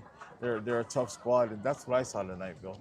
All right, so once again, just a quick plug for the offensive line for the Cowboys. You don't pop off those big runs without just really good blocking and just holding your line and holding the position, driving the guys off the ball. So once again, most important guys on the field, those offensive linemen, and hats off to Willcox. That's going to wrap it up for us here in Eloy, Arizona. We kind of dodged the rain tonight. Be careful this weekend. Everybody's saying that it's going to downpour on us from a hurricane coming up from the Sea of Cortez, and we'll see what happens. We'll take our chances. Once again, tomorrow, Arizona Wildcats and the BYU Cougars at Arizona Stadium, and then also Arizona State traveling to Salt Lake City to play the Utah Utes without starting quarterback Sam Levitt. Jeff Sims, the backup quarterback who has not taken a snap all year, will be at the helm for the Sun Devils, and that's going to be a really big challenge for them, especially playing in Utah. They're one of the best home teams, not only in the conference, but in the country. So we'll see what happens. And all ready to send it back over to the studio. Jeff Davenport, the Cool Zone. Take it away. 4A Keno, big matchup tonight. Douglas came out big, a 30-point lead, and we'll see if that holds. And keep an eye on the Bulldogs. We wish you guys safe travels home as you head home. Douglas will be home against Saguaro, another 4A Keno matchup 1 week from tonight. Also, unofficial, a final 46-0 Bisbee over Tombstone. Bisbee will have their regular season finale next week at Blvd. Tombstone. So Bisbee goes to 3-5.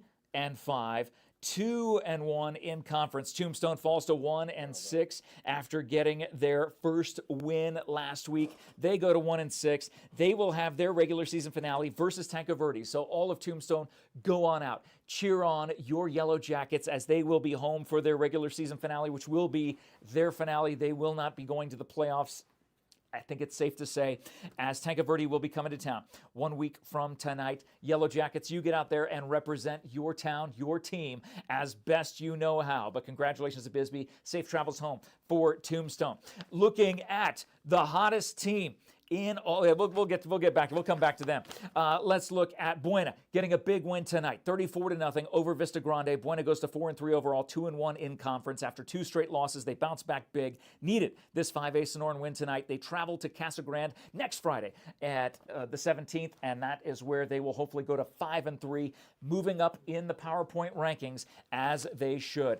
Benson Bobcats getting a massive win this evening, a 60-point victory over Desert Christian.